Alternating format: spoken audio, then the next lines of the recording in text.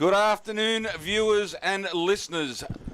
Second semi-final day here at St Albans Reserve. East Geelong taking on the Belmont Lions in what should be an absolute cracking game. Unfortunately, as I said to you before the game, Grubby, Mother Nature must barrack for Essendon. Has no idea when the finals are on. So, horrible day here at St Albans Reserve. So, welcome to you, Mr. Richard Grubby-cations. Yeah, g'day, Spiden. G'day, viewers. G'day, listeners. And I'll tell you what, we could get blown away here today. The wind's getting stronger and stronger. If the quality of the broadcast drops away after half-time, don't be too worried about it, because I am going at half-time, so I know it will drop. But I'll be back tomorrow. But anyway... If you get back. What do you mean? Well, you're going out for a feed tonight, mate. You might not get out of Lygon Street. And that little GDFNL I got, I might get blown off the freeway going home. On three wheels. Yeah. Yeah, mate. It's going to be a tough day. But anyway, the call's going to be fun. It'll be on the other side of the ground. So we'll introduce the voice of the GDFNL, our number one caller, Dale Smith. How are you, Dale? Good, Spide. Yes, and as you said, mate, weather not the best for finals football, but as I said, that's part of the game, they say, and we'll put up with a lot of it. But I'm glad we're in here and not out there playing. Yeah, mate, I'm glad those days are well and truly gone. As has happened over the last few weeks, we've had a member of the coaching staff of one of the sides playing join us in the box. Today we have Wayne Barrett, who is the assistant coach of East Geelong in the box. Wayne, welcome aboard, mate. G'day, boys. Thanks for having me. All right, bud. The first question I'm going to fire at you, mate. East Geelong been perennial finalists over the last few years. What's going to be the difference this year, do you think, to take you through? Look, I think a lot of the boys have got a few more games under the belt now. They've had some experience at finals footy before, and we had a bit of experience with Ned and Jade and these sort of guys that have obviously won flags in other leagues, so the experience is there. I think it's fair to say you have been the best side all year, and it has been over the last couple of years. I think straight sets last year was probably a bit tough to take. The seconds have also been very, very strong. I did make a point last week. The top three sides in the first are also the top three sides in the second. So you've got the depth as well now. No doubt. I think as you touched on, to be a good senior side, you've got to have that pressure coming from behind. Look, we've got guys that are going to miss today that are probably good enough to be playing, to be honest. So we've had that all year. Everyone's had to earn their spot, whether you be coming back from injuries or form. You've had to earn the right to run out at 2 o'clock. The difference, mate, between, so did you play at Bowen Heads last year, or you'd retired as well? Yeah, I retired back in 2019, so a couple of years out of the game. So the difference between the Ballerine and the GD? I think each league's gotten better as the years have gone on. I think you look at GFL, that's a lot younger of a competition now. I was really impressed with this standard of footy and the standard of the squad that I walked into at East Geelong. Fair enough. Did you do any coaching down at Bowenheads? I did. I was a development coach there for 1 year, under James Garvey. Under Garvey, yeah. Okay. No worries. Grub? Yeah, you asked the question about you haven't gone that well in finals the last couple of years. What's changed? I reckon one thing you left out, maybe I'm wrong, but when you add, or Benny Crombie's pretty quick, but when you add McLaughlin, probably to me the fastest bloke in the league, Beardsall down back, Dix, all of a sudden you've added a lot of pace, and that's a big value on here. Well, from day one, our game style has been built for this now, here and now. That's what we've been working on from day one of pre-season, knowing that full well there might be times throughout the year that you might drop a game here or there, but the system that we've designed and what we want to play is for here and now. Well, that's probably the smart way to do it, isn't it? Well, do you think it's a little bit easier for you blokes to do that, say, as opposed to a Belmont? Because your ground's a little bit bigger, you can actually work those drills where Belmont got no chance of doing it. 100%, yeah, definitely. Yeah, not unless they join the two grounds together. Still not as big as this ground, mate. Yeah, well, I realise that, but, Ned, I spoke to Brendan Curry and a few blokes. It's just such an engaging bloke. It's obviously, he's playing his... Well, we're not going to say he's a champion. He's a good battler as a player, but as a person around the club, it's a great signing, isn't it, really? Ned, mate, I couldn't be more impressed with what Ned has brought to the group this year. Super organised, super structured. And then, look, on his playing, he leads by example. He does what the game needs at that time and what we're asking other guys to try and understand and do. Ned will lead from the front and do that. Well, I think you're right, Grub, but he still runs through the middle. I reckon a couple of times he's probably picked up tagging roles as well. He just said whatever the team requires, he'll do it. He's a consistent good player, yeah. Yep. But I tell you what, when someone gets the ball, and if McLaughlin's in the area, kick it, because he's going to run you down. Yep. I haven't seen a bloke with that pace probably since my halcyon days. Well, he wasn't quite as quick as me, but he was quick. You couldn't run outside in a dark night. Hey, I was quick. In today's game, Only when right, blokes were chasing you. you've lost 3 players Yeah, out of your money. side from last week. But the players that have come in without having to go at those other blokes are as good, if not maybe better. So you're nearly at full strength. We're nearly at full strength. At the end of the day, you go with what you've got. Yeah. But having said that, I still look at the side that we've put in today, and I'm excited. I back it in, Yeah. and I trust each one of them to play their role today. And that's all that they need to do is play their role. Yeah. And like Wallace Skemmel, will he play again this year? Did he get hurt? Yeah, I think he had a bit of a head knock, so probably not giving anything away. I don't think we'll see him again this year. Because concussion? Yeah, that's my understanding. So that's yeah. what's that? 21 days or something? Yeah, 21 days. That could put him in big trouble. Yeah. It would. Watson Searle. Yeah, look, unlucky. Made to earn his spot throughout the year coming back from injury. We just felt today that the forward line might look a little bit better with some quicker blokes up there. Having said that, each week you pick a side based on the opposition you're playing, and that might change in a couple of weeks' time. Yeah, no. He's the experience he's got too. Could come in very, very handy on the big stage if you get there. I want to see him tomorrow just come out and do everything that we want to see from him. And we know he can kick goals. We know what he's got. It's the defensive pressure that we need to see and we want to see. And that's our system and that's how we play. At Bartels, the other bloke, was he injured? Because I thought during the course of the year he's been one of your blokes who've been running through the midfield, and I thought performing pretty well from the times we see you. He's been one of your prime movers through that midfield. Love what Bart's brings in terms of his contested footy when he's on ball. At different times we've used him at the half forward, and love what he brings there as well. Some of his patterns and the way he comes back up at the footy is really good. Bit of a hamstring strain last Saturday at a training session. So he'll miss today and hopefully be right hopefully next week or the week after. Well, you hope the week after. And fingers crossed, yeah. And the other bloke that's turned my head from the start of the season was a big ruckman. I saw him in the first couple of games and I thought, well, I reckon Grubby and I could have outrun him and the way he went round the field. But as the season's progressed, he's been...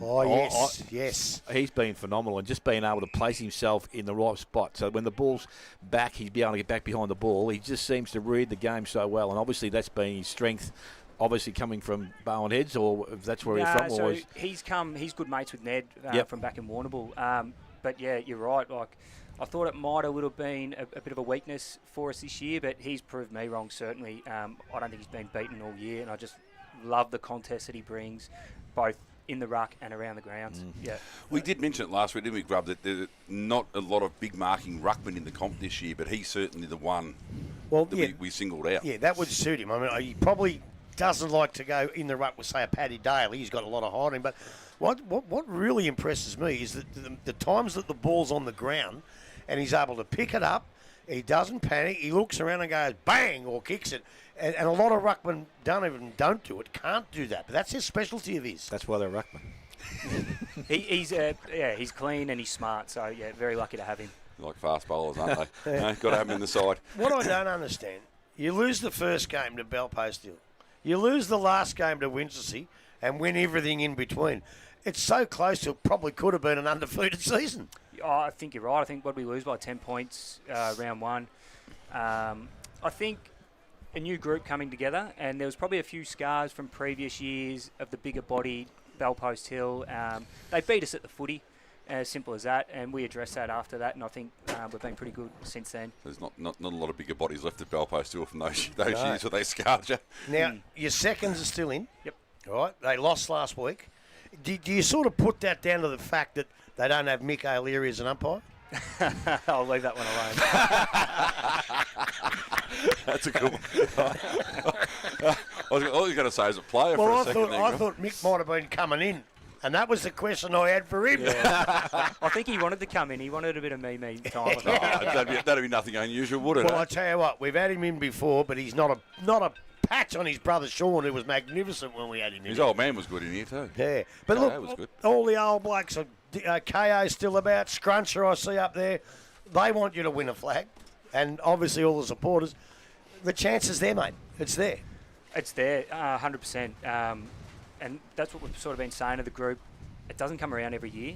This group might not be together again next year. You just don't know. So you've got to capitalise on the opportunity whilst it's in front of you now.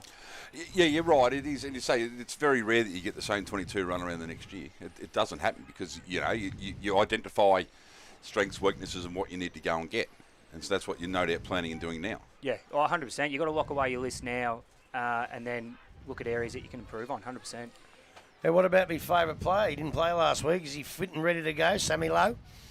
Yeah, he's good to go, mate. He's super Managed? Yeah. Super important to our structure. He's a leader of the club. He's just an out-and-out wingman, plays his role so well. Probably the best wingman in the league, in my opinion. We're very lucky to have him. He's got that knack of not only playing on the wing, but a lot of the time you see him sneak back and get drive from the half-back flank. And when you combine that with the drive from Dixon and Beardsall, that's a big part of your winning attitude. I think that's what your good wingmen do. You watch the best wingmen, they're quite often deep in defence, and then next minute, they're receiving the ball. They sweep. They sweep around the back. Yep. Yeah. Yeah, no. We know, look, Grubby's going at half time, so we can already guarantee Sammy Lowe's got 3 votes. We can put that down right but they'll now. change it when I leave. Of course we will. We'll put that down right now. So let's not argue with that. All right, mate, we'll let you go and get prepared, and we really thank you for giving up 10 minutes of your time, mate. We know how important the pre-game is, and as with all our other coaches we've spoken to, mate, we do. We really appreciate you giving up a bit of time for us to give us an insight. The best, easy. You said that every week, Grub. You've gone...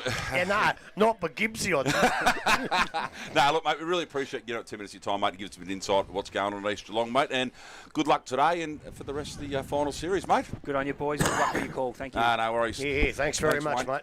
Wayne Barrett there, assistant Thanks, Wayne. coach Good on you, mate. All the of best. East Geelong. So it's always nice to have a bit of insight coming in, and it's always nice when they speak really well and really clearly, Grub, unlike your mate Gibbo last week. Thanks, mate. Very, very, very good. Good insight there, Grub. Yeah. No, he was very, very good. So, I mean, it is a bit tough when you don't know a lot of the history about the blokes coming through. But yeah, very clear, very, very precise about what they're planning on doing, and some nice little words about Ned there as well, and what he's brought to the group and how he goes about it. You know what? Everybody you speak to says exactly the same thing about Ned. Every single person. Someone else I was talking on the phone the other night, met him. And just such an engaging person. That's a great, great signing. And everybody says the same about him, so it must be true. Well, when you sign a coach, gone are the days where you sign the best player you can as a coach. And you've got to have someone who's going to build your club and someone who people will respect and listen to. Yeah. And that's what they've obviously got with Ned. Yeah, no doubt about it. No, mind you, I think the boys that they'll be playing against in the Walscott and Vermeulen, they're very good too. Well, they were named joint coaches of the year during the week. They were, yes, they were. They both boys were pretty surprised, but they again. Look, we spoke to Andy last week, and again, very, very impressive, very engaging, and it didn't change much on Wednesday night, mate. They were both keen to have a chat, and was actually because he predicted that Ned would get it. Yep. It was so hard to tell him that he'd got it. Well, I'm glad you didn't spoil the surprise. No, I didn't, but it was hard. Well, obviously. Here we go. And put it through! So, currently 7 minutes into the final quarter here. The reserves, Werribee versus Belmont. Werribee 5-6-36. Belmont a 3-4-22. So, scrappy game, but what do you expect? Reserves footy with a bit of a breeze. So, I don't think the senior's going to be much cleaner either, Grub. Well, on the deck, picking up the ball, it's been very good here. Good pickups and good run. But as soon as you put the ball to your boot in this wind, you just don't know what's going to happen. No. But the seniors, being seniors, should be more skillful. Yep. So we hope for that. Yep. I'm sorry, mate. I've been leaning on the computer. All right. During the week, Grub, we apparently there was a vote count. That well, I don't know. I didn't get invited. We found out about. Matty James. It's only for the important people. So Dale got invited. Matty James, of course, taking out his second Whitley medal. He also shared the Athlete's Foot Award. So not a bad season from Matty. Went aside, like we've spoken about Cryer for a lot of the year. Won 2.5 games. So fair effort. Sorry, I was looking up some information. I text Daisy. You're all talking about Mitch Day and Weigel and Smith going Amos. Yep. He's not sure about Mitch. Didn't say anything about Weigel. But he said Devon Smith is definitely not. Okay. So what was your question? Well, it took 20 minutes. I said it took about 3 seconds of you listening, but I know you got the attention span of a gnat. Well, I'm watching the footy. I said Matty, Ooh. during the week, the vote count, Matty James winning his second Whitley medal.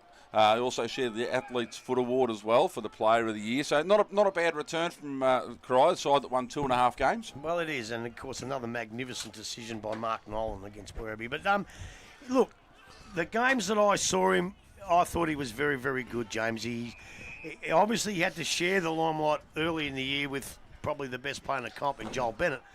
And then when Joel went down, I suppose he had to probably... He was one of the blokes from Crow that had to sort of put his best foot forward, and he obviously done that because he went on and won the Whitley medal. He's won it before. He's come second, so he is a vote puller. He's a very, very good player. The bloke that ran second was probably my favourite in McIntyre, week in, week out. I thought he was fantastic. Unfortunately, the bloke who ran third didn't get in the Team of the Year, Yatesy, and I think there was a few people that thought he should have been, but that's the coach's decision. They're the ones he plays against, so they're the ones that give the votes. I think the other bloke that come third was Tyler Crennan, and I think he finished second last year, so he's had a pretty good year too. But look, all in all, this year was the most open of all time, and I'm just glad that a player of his calibre in James won it, and hopefully for Corio they get Joel back maybe at some stage and a few more, and it should help their club. I think they also won the netball A-grade medal. So yeah, Molly Gribble won that. A great thing for their club that they're getting these people coming through. It is interesting, mate. So I read some of the comments about the team of the team of the year and this sort of stuff, and some of the uneducated, unwashed filth out there having a red hot crack at the GDFNL about it. Well, they probably don't understand that it's done by the coaches and that on what they see. So having a crack at the league about like someone said, Matty James on the bench. Well, then someone else you turn around and said, well, there's 15 midfielders in the side, so, other sides on more. But they do have a crack. They don't understand the process. The process is that each club is asked to put a side in at round 14 or round 15 or whatever it is, and that's where the sides pick from. Yeah, and let me tell you, just to for those people, if you're listening, as soon as you get a vote from a coach, you obviously get 1 point. Yep. Right? Now, all the other midfielders, I think, got a couple more points than Matty James. That's why he went to the bench. Right? Unfortunately, blokes like Yatesy missed out by 1 vote. Yep. Right? One more coach, and he's probably in the side or in a tie break. So, and the thing is, and I can tell you now, I don't think I'm breaking any confidences, there was 3 or 4 blokes that got votes from nearly every coach.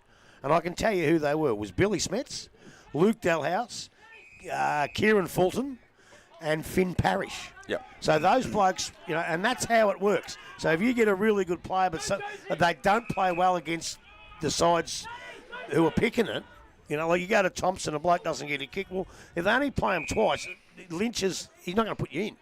He might play 16 good games that Lynch doesn't see. Yep. And that's just an example, right? Yep. So a lot of people have said to me, well, give it to someone else. Let someone else do it. Well, who else? Well, it's the integrity of it, isn't it? If you're going to make a panel, you tell me a bloke will go and watch every GDFL game that has not got one alliance to a GDFL club. But that means you've got to pick at least 6 people going out doing that, and who's going to volunteer to do that? 6 unbiased people. Yeah. Probably not connected with the club. And it's the only other option is to send them to games that their club don't play, but then they want to watch their club play as well. So it's done on what I think is a very fair system. The coaches see it. I mean, it didn't help one club didn't send their side, and then they only sent 15 players in. So if the clubs need to take the responsibility for that, and they sent 15 in, so they're missing seven spots in a side, which could be the difference between someone making it and someone not. Yeah, well, we did finally get one team in about 7 days after the deadline. Yep. There's no way I'll be telling you who it was because Ronnie Pilgrim's a good mate of mine, so I wouldn't be saying anything. The pot shots at Ronnie, but that is it. I mean, I needed to clear that up because I did read some pretty ordinary comments from people who obviously don't know or don't ask the question. So I needed to clear it up and say that it has nothing to do with the league. The league just presented on presentation night. It's done by the coaches or the coaching staff at each club. So maybe next year the clubs might take it a bit more serious and understand that this is their role. Well, I think the coaches do. It's just majority. As I say, there's a glitch there. Whereas there's a glitch everywhere. That, as I say, if one bloke doesn't get a kick against a particular side, well, he can't put him in. He might play 12 other magnificent games. The other unlucky bloke, I'll tell you, is Rory Desnoy. He was along with Yates. He just missed out. And there was quite a few just behind him. So it was a year that we had so many good sides, so many bottom sides winning games, that it was so open this year, and that's why it was so tough to pick, obviously. Yeah, you're right, mate. It was, and as you said, it's probably the most even comp we've had in the GDFNL for a long time. So you're going to get players in that people thought might not make it, but as you said, they might see them once. Yeah. Yeah. And that's all there is to it. So someone has an outstanding game, of course you're going to put them in. I think generally, right, in my opinion, I probably would have had Yater in my side. I'll say that.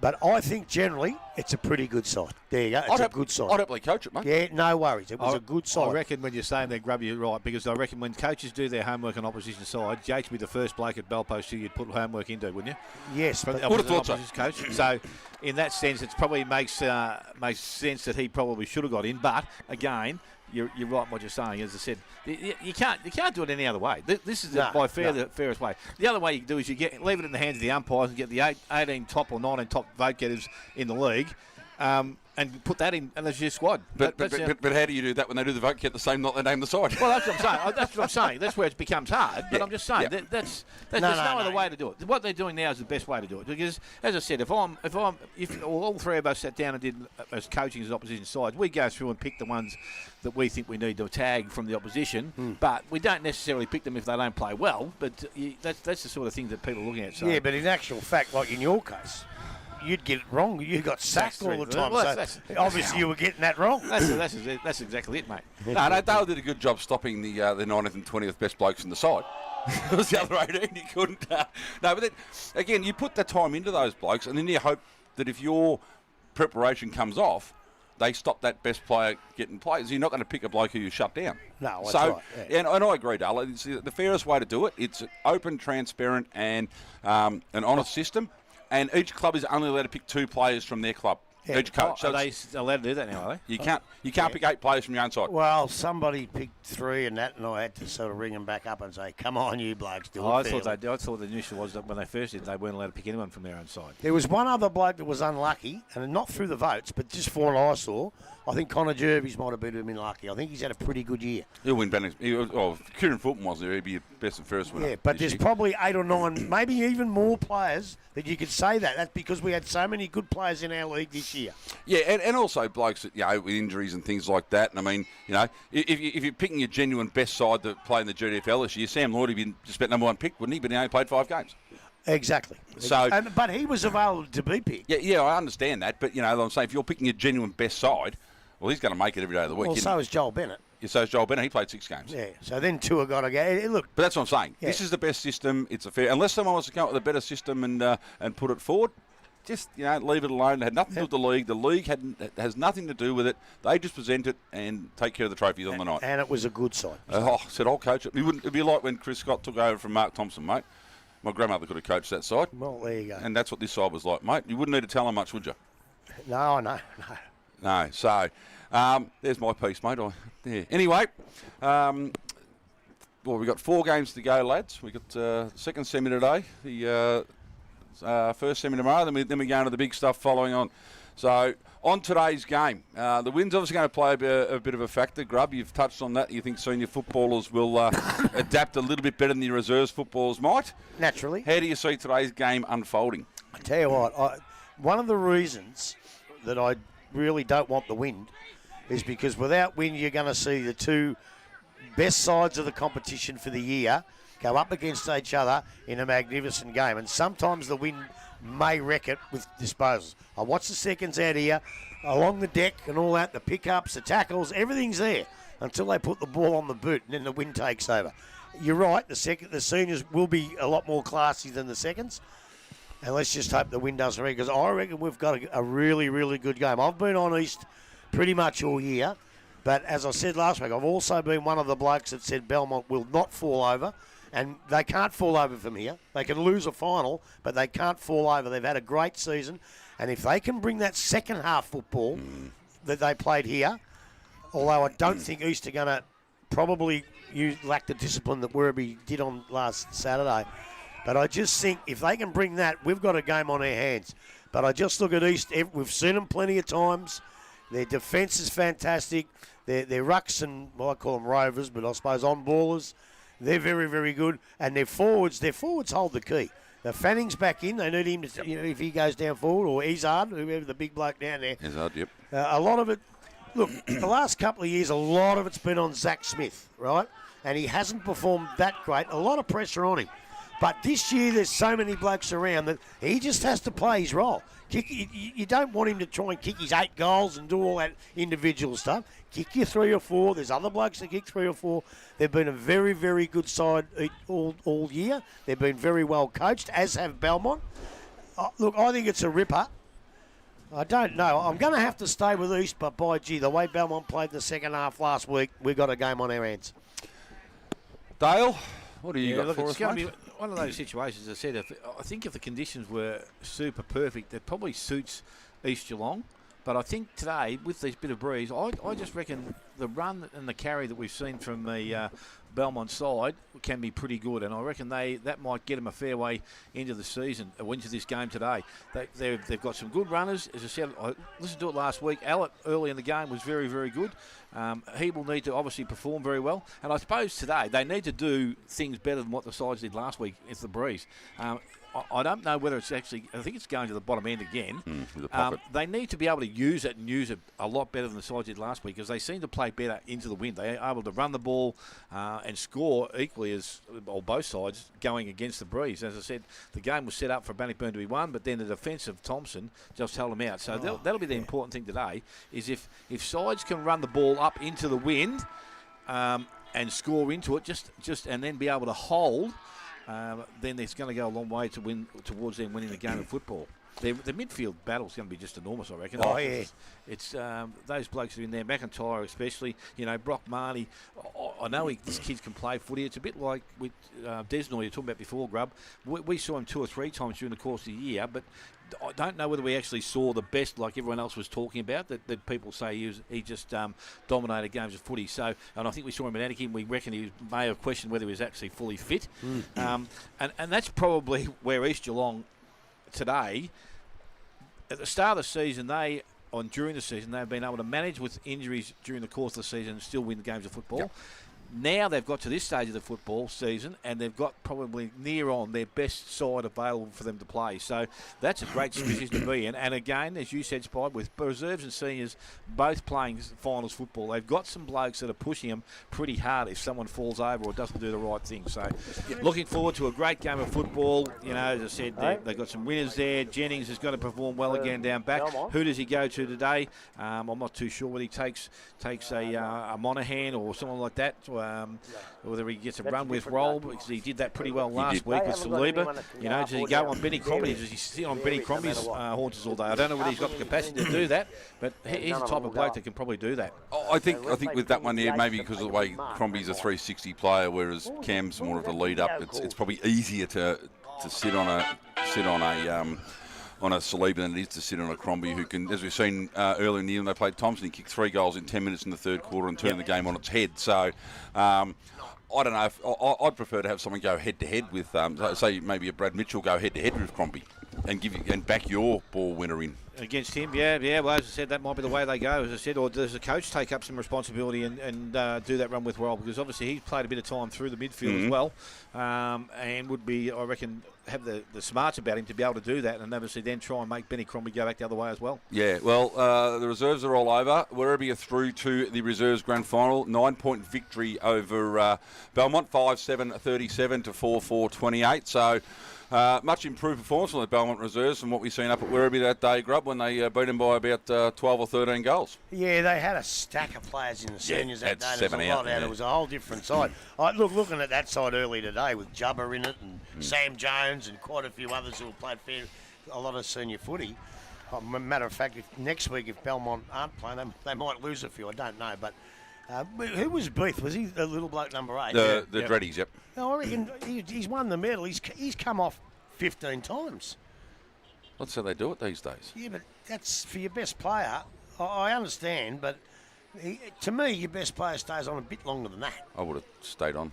I mean, gone to the days, Grub, where the runner came out towards you, you ran away from him so they couldn't drag you. They just don't know the rotations, everything they do now. Yeah, but to me, that's too many rotations for your best player. But anyway. For a bloke who won the reserves medal 3 days ago, yes, mate, I can't disagree. Yeah. You want them on the ground. So, key matchups. Obviously, Jed Evans has a fair height advantage over Sobey. Both are built pretty solidly. They're pretty strong, both of them. Both yeah. strong. And the centre tap outs, you'd probably think Hootsman would probably jump over the top of Sobey as well. So you think Belmont have got the advantage there, Grub? I'm not sure. You see, I know Hootsman will jump up. Ezzard will go in at some stage, I would have He thought. will, but Hootsman will come over the top and jump up. My worry is he gets there and goes, oh, the ball's over here somewhere, because It's the blown wind's away. going to blow the buggery out of it. If this wind gets any stronger, the centre tap-outs ain't going to matter at all. Yeah, we'll get I a don't think. second or third bounce at it, mate. Yeah. McIntyre, does someone go to him? No, not early. Not early. You got to win games of footy. I think you got to start off playing your own game. Yep. Right, and at half time, if they're still in the game, it's close, and McIntyre's playing a ripper, then you would have to think about it just to stop him off. But I don't know. He's a great player, McIntyre, but he's a worker and he's a soldier. He's not like a Joel Bennett who you really have to stop. Who'll come down, hit plugs on a chest, kick goals. He's good. He's a very good player. But unless that situation arises, no, I think I'd let him do his own thing. Dale? I don't think I'd bother. Nah, for me, I'm going to him. I'm taking the ball out of his hands because, as I said, he might be the bloke going to get it all the time, but he's that next link in the chain. So who? So who does it? Well, again, that's where I don't know. See, I'm not. I don't know does Evans go to him? I know he plays for the midfield. Can he just change his own game to go and just be a bloke that will stand next to him, put some pressure on him, don't let him have the ball? Mitchell, he's the bloke we just spoke about him going to maybe a Benny Crombie. They've got to find somebody that can actually go to him. I don't know. As I said, like tomorrow again, Selajan, set up back. If someone doesn't go to him initially and force him to do something, and they leave it till half time, it could be done and dusted. Like they might have get that jump on him, and he's done all the damage. So I reckon McIntyre's got to be stopped. He's the bloke that gets him up and going from outside. So look, both sides have got a number of players that are winners, and you go there, and you sit down, and I'll say I'll take you, but then tomorrow you come out and just say I'm taking somebody else. So look, I don't know.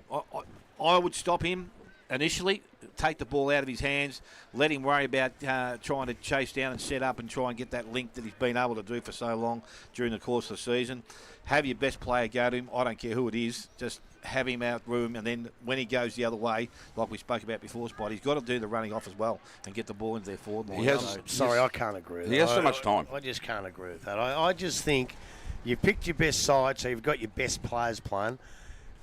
Look, I don't mind it if he can get kicks and do pretty well, but as long as it doesn't detract from the bloke who goes to him from his own game. Like Jack Evans was pretty good last week in patches. Yep. I'd hate him to see him go to McIntyre, do a reasonable job, but not get the ball himself. I think he still But would. he still can. If that happens, yes. He's going to be around the contest. That's what I'm saying, Grub. He's got to stop him, though. As soon as they turn the ball over, don't let him get outside of you, because that's when he does some damage. But that's just general football. That's not tagging him. That's general football. Yeah, you go to him when they're in the contest, and you make sure that as soon as that ball turns over, you're right beside him again. Well, you've got 3 or 4 blokes that you tell them they've got to do that, because that's just footy. But Spider said, do you tag him? And I'd say no.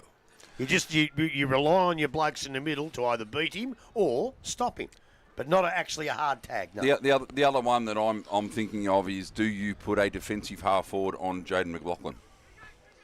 No, jeez, no. Imagine just to try and stop his run, block his space. I'm only asking the questions, Grub. I want your opinion. No, I wouldn't put you on anyone. I don't think so. To be quite honest, I'd like to see Brad Mitchell line up on Ben Crombie, like the one we had, the Charlie Donahue and Ben Crombie last year, which was probably the greatest battle, the wingman battle we've seen in quite some time. That'd be a cracking matchup. Well, and I don't mind that out there, but I watched Jaden McLaughlin, and as I said earlier, he's the fastest bloke I've seen. But the games I've seen, he actually hasn't done much damage. He hasn't got the ball. His main damage is chasing blokes down and getting free kicks. You don't see him get 30 possessions. So, maybe with the wind, you've got to worry about him a bit. Imagine the wind advantage. He'd do 100 metres in 8 seconds. Well, he'd get it down there quick, but against it, he's got to get it and then kick it. And today it might not go that far. But no, I don't think I'd be worried about that too much early. No, I'd be worried about. But what I'd be telling me players is, if you get the ball and Jaden McLaughlin is in the vicinity, kick the bloody thing, handball the bloody Moving on. thing, but don't hold it because he's going to run you down. All right, other key matchups, gents. Dale, for you? Well, as I said, the ruck contest is pretty important. I think at the middle of the ground, they'll hold their own, both players. But I think around the ground, for me, Sobey's the bloke that you've got to watch out for because, as I said, his ability to be able to drop back behind the ball and read to where it's going to and then set up from behind is very important. So I think Evans and obviously Hoochmar will have to do some work when that happens. As I said, we spoke before, Spider, Nick Sheriff. Does he get a role on one of their key forwards? Is he strong enough to go with Zach Smith? Because, again, he's a bit of a hustle and bustle sort of player. He protects the zone very well and knows the drop here. He knows this ground especially well. It'd be interesting to see whether he does take that task on. I know we spoke about Salibri. He had him last week and did a pretty good job on him there. So, Is he playing? Hey? Is he playing? Who? Sheriff. Yep. He only just got in. It was number 66. On the bottom of the paper. No, he's injured. He's Oh, been was he? injured. Yeah, he wasn't in the side. I'd have McNamara on Smith. That'd be where I'd go. That'd be my... Well, I would too if I knew who McNamara was. Sean McNamara, mate, number 50. Where's the long sleeve? He's a captain of the side. Well, I don't know him too well. You haven't called him much last week. Yeah, we did. You got Yeah, the we wrong. did. It's probably you and Cameron doing the wrong bloke again. The other one for me is we've seen Ben Evans, obviously his strength. I think East Geelong have the bloke to match up on him in Tim Lee. Down back. Well, not if they deliver the ball to Ben Evans like they did last week. No, true, but they don't know who's then on there's him. got Bruce, nobody. Bruce Dool could be on him. Exactly. Although he's 70-something, but yeah, if they deliver, but I think in these conditions it's going to be so hard to deliver the ball against the wind to a leading full forward. That's one of the hardest things you got to do, and then with it, you got to make sure you don't kick it over his head or the wind doesn't get it. So the wind might actually help the fullback in that sort of situation against Evans, but in a big strong contest. Lee's strong, but I don't think he's as strong as Evans. I went in the rooms after the game to present the dinner for two to from the Hotham Hotel. And Evans is sitting there with his jumper off. His shoulders, his arms, he's massive. He's as strong as buggery, that bloke. A big boy. Yeah. Strong boy. Yeah, I didn't think he was that big. I thought he carried a bit of weight in it, but he's done. It's actually not that. It's just muscle. He's strong as anything.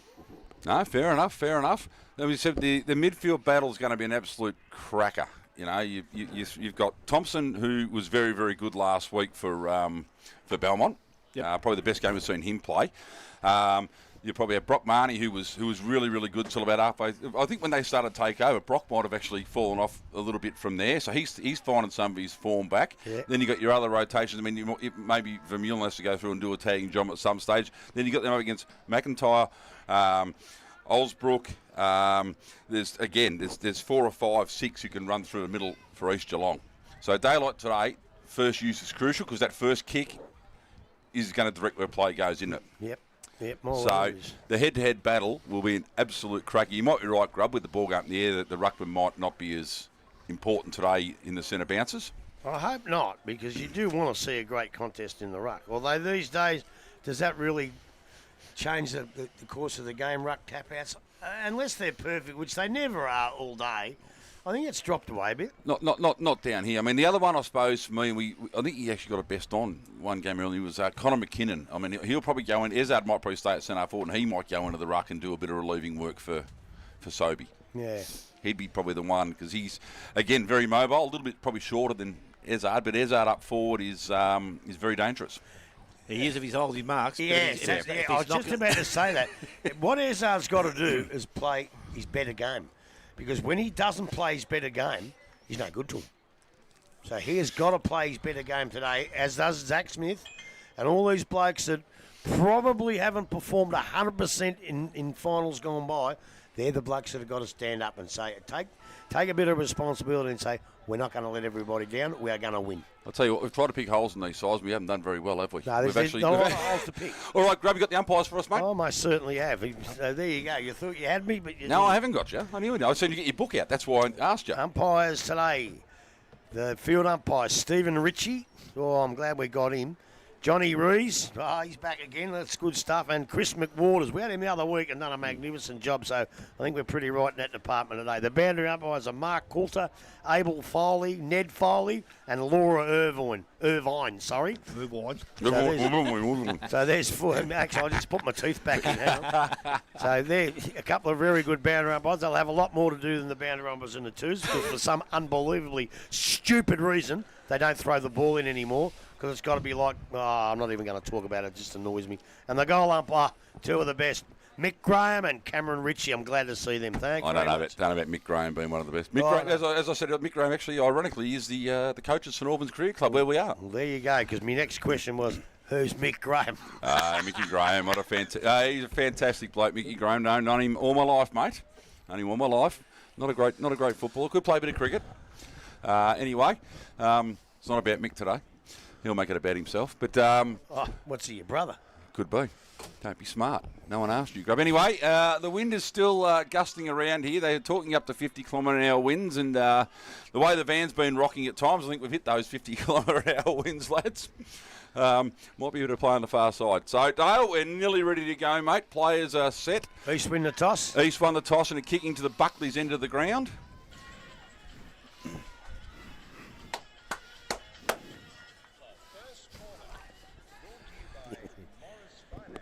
Morris Finance, your beauty. Second semi-final about to get underway. Dale, Yes, all yours. umpire with ball in hand, throws it in the air. Sobey and Husmar doing the ruck work. Husmar gets the first ball down in the middle of the square. McIntyre couldn't get a clean kick away. Kicked off the ground, and it stayed within the centre circle there. Ball now pops out and kicked forward out there. And that was by Wilson. They pricked the ball up to drive the ball further. That was semi-low there. He's been tackled and brought to ground. And the umpire was just trying to get me clock working. I think I pushed the wrong button. I think I stopped the Spider. I'd have paid the free kick there, Spide. So the ball now thrown up again by the Samuel. umpire. Sobey trying to protect the space. Husmar just takes that away. Evans runs onto it, kicks the ball off the ground. They go into their forward half. I thought that was going to be a nice pick-up out there from Wood, but he couldn't quite get a clean hands. He went back and collected it, chipped it back inside. That would be okay. Mark taken out there by Evans. Jack, he looks to go to the short disposal in forward. Kick, not so great. Sobey in a good spot. Picked up by Beardsall. Handball's back outside. Can't see who's got the ball out there now because it's been lost. Picked up, I think it's Beardsall. Long sleeve. Kicks around the boundary line. Goes back towards centre wing. Hazard's there. He takes the ball over the boundary line. We will have a throw in far side of the ground. Unfortunately, we can't get the van across there, but the wind will be blowing straight in our faces. We'll probably get blown over with the wind, I reckon. At least you'd still see most of the game. Yes, that'll be probably the only thing. With a truck on its side. Yeah. So the ball thrown in quickly. That's better than a kick from the umpire, surely. Didn't have to call that back. Umpire said, yes, we are. Geez, I pity the boundary umpires today trying to throw it in this He's wind. got a bit of a task, hasn't he? Right, Yeah. maybe it's a day we ball it up like we do in the twos. Yeah. No. So this time the umpire throws it. The ruckman, they've allowed for the breeze this time. Again, Hoosford gets the ball down. McIntyre ran onto it, couldn't pick it up. Crombie goes in after it, got the handball outside. That was nice, picked up. Hoff, I think it was, got the ball into the half-forward line. Ball runs back now towards the pocket. Smith leads in the race for the ball. He does try and keep it in, but unfortunately, again, wind has taken it over. We're going to have another throw-in, which will take place this time about 25 around from the behind post. And East Geelong, their attacking end. You're only about 10 seconds behind Dale, so That's all right, mate. They must have found it in the end. There's always something wrong with the clock. Always. Got to find the stopwatch on it. So the ball picked up in the pocket. That might have been Andrews. Dribbles the ball across the face of goal and it hits the behind post. Will be out of bounds on the full free kick going the way of McDonald, I think it is. So McDonald for the Belmont Lions right beside the behind post. Eddie was important for him a couple of weeks back against North Geelong, and I'm not too sure how he went a couple of weeks ago, but He's good last week. so he's good. So ball kicked in again. Ball, good strong mark out there, and that Jeez, was by that's a good McPherson. mark. And he's playing for the Belmont Lions today, McPherson's. Good lad. Goes short. Mark taken out there. Vermeulen decides he wants to go now. Plays on and kicks long. Goes down the boundary line. That's not a bad kick. Evans is out in front. Hit him on the chest, but unfortunately came out. The ball goes back over the boundary line. Another throw-in will take place this time. Just attacking side of centre wing for the Belmont Lions. I'll come across a really good story you'd like. But I'll Tell us later. on. Sobey, rough contest, brings it out the back, goes towards Crombie once again, picked up out there, and that was Flintoff, and we don't know where he's been all season, but he's back in the side today. Ball goes through the half-back line. And here's your man running with the ball. Look at him McLaughlin go. picks it up and he goes. Ball goes long down towards the half-forward line. Gets out the back. Mulville, here's there. Tries to pick the ball up. Does so nicely. Eludes the tackle. Takes a bounce. Looks inside. Andrews making space down the middle of the ground. Handballs over the top to Smith. Under pressure. Gets the ball back. Missed the target. Now Belmont are with a chance now. They can pick the ball up. Smith lays a tackle and is held up. And we are not going anywhere. So we've gone just over 3.5 minutes first quarter. Either side are yet to score. You can be unselfish to a point, but not there. Kick the goal, young Mulville. You could have done that. There's your answer, mate. Mulville's Sheriff's playing on Mulville. So the ball's thrown in the air now. Fighting for it. Quick handball at the back. Finds its way to Crombie. Crombie throws it round the corner and has the first score for the afternoon. It's a minor score to East Geelong. They are 1 point. We've gone 14 and a quarter minutes into the first quarter. Morris Finance first quarter here. So ball brought back in. Eddie has the ball in hand. Looking at his options. Obviously going defensive side, so plays on. Not a great kick off the boot. That will just trickle out of bounds. And it's gone on the full. Has it? Yeah. So. The umpire thinks it's last touch of seconds. So Sammy Lowe with the resultant free kick just outside his own forward 50 in the dead pocket. The wind blowing straight through the entry gate here. So he looks to drive it long centre of the ball. Does so. The ball travels about 40 metres, 50 of those, 30 of those up. Great mark by Hootsman coming out. So They have to get Harry Thompson on. just keep me out of the heat early. So Hootsman now drives the ball long and wide again. That's going to go out of bounds. Now in the that's full out again. the full. They're going to have to aim for the point of the square, for God's sake. Yeah, this point here, Dale, in front of us.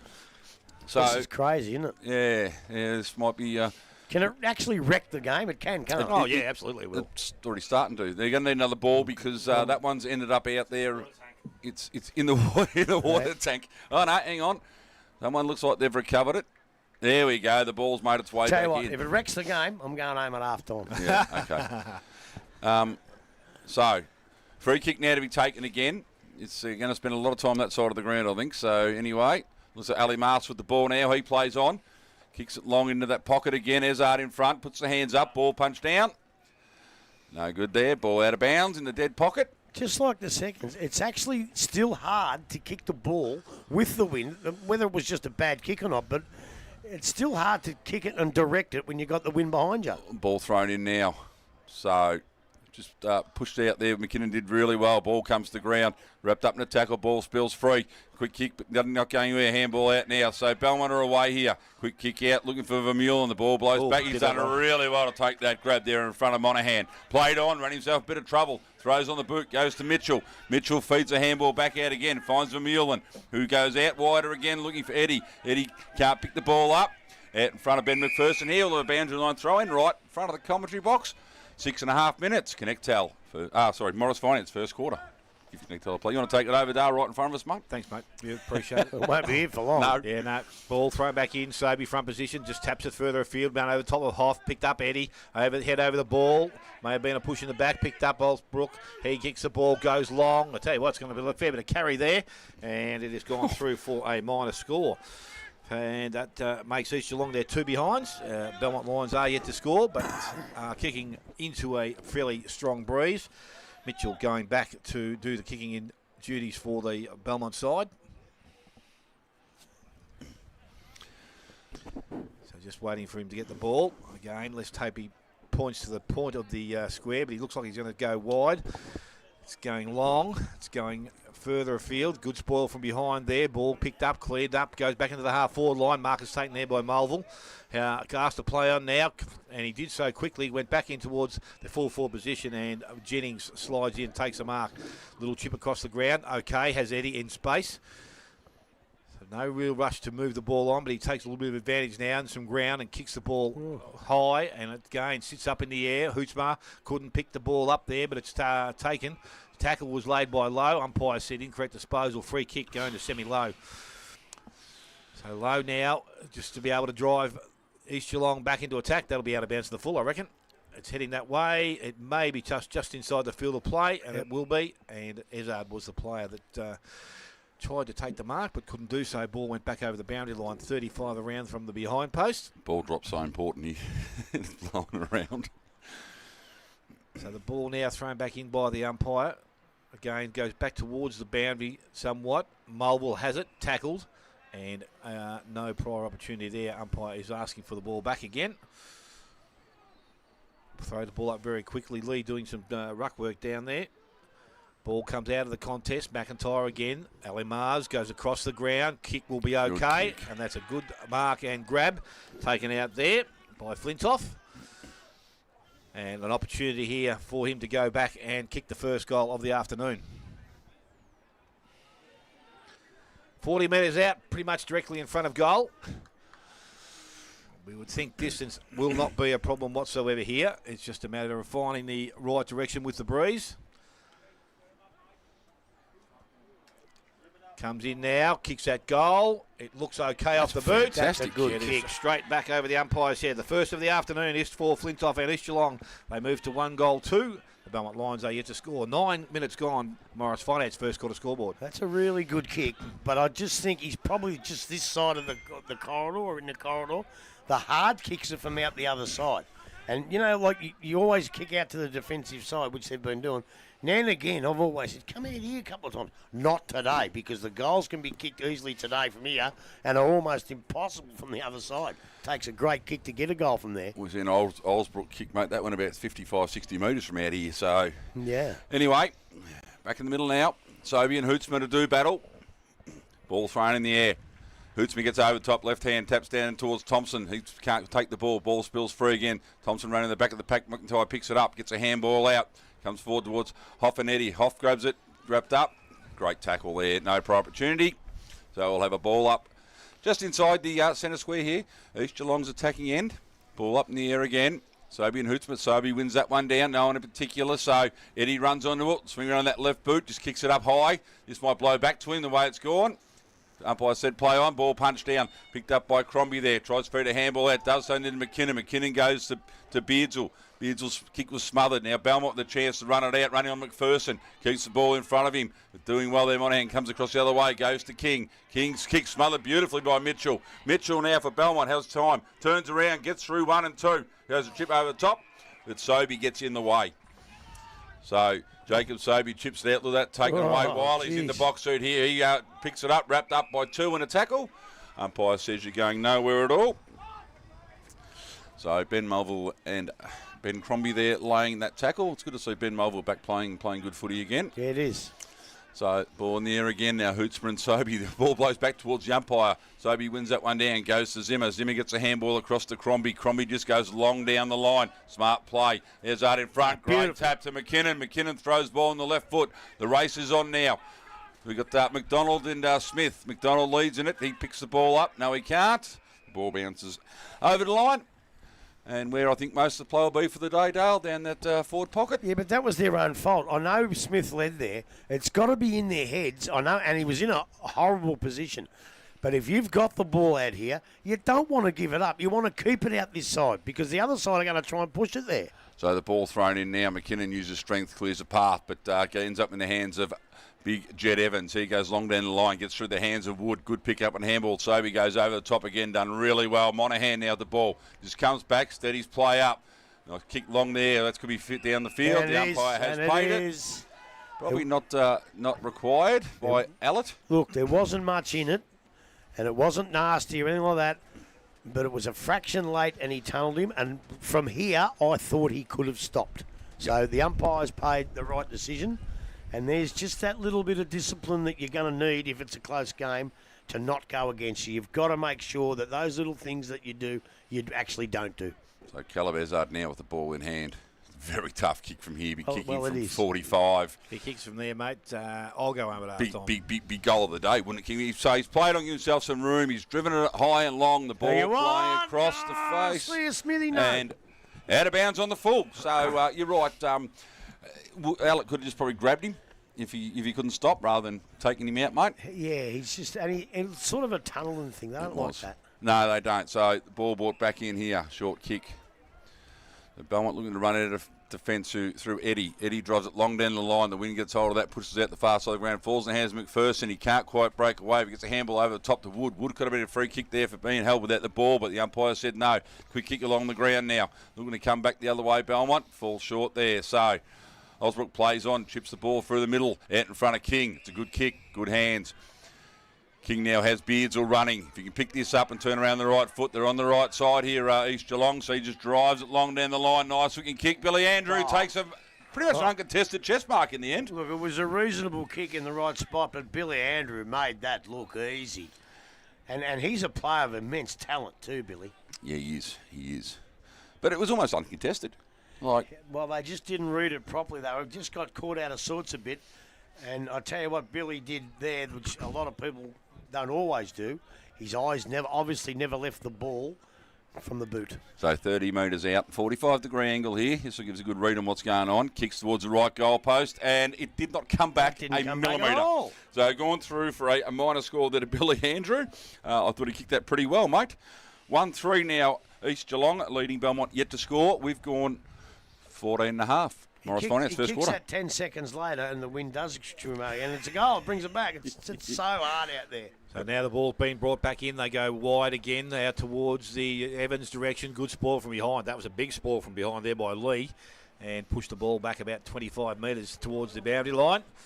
It's almost as if you have to set up your attacking forwards on that side of the ground and kick the ball this side and just hope that one of them floats into it. Yes, well, yeah. Like you can't just play for it. It's shocking out there. But ball at ground level now, and again McKinnon this time pokes the ball, gives the handball away, goes back into the hands of Andrew again. Did a nice bit of candy selling then and kicked towards goal and just brought it a little short and through for another minor score. So 1 goal for the Breeze, definitely having a factor on kicking a goal. So we're looking at Eddie now bringing the ball back into the field of play.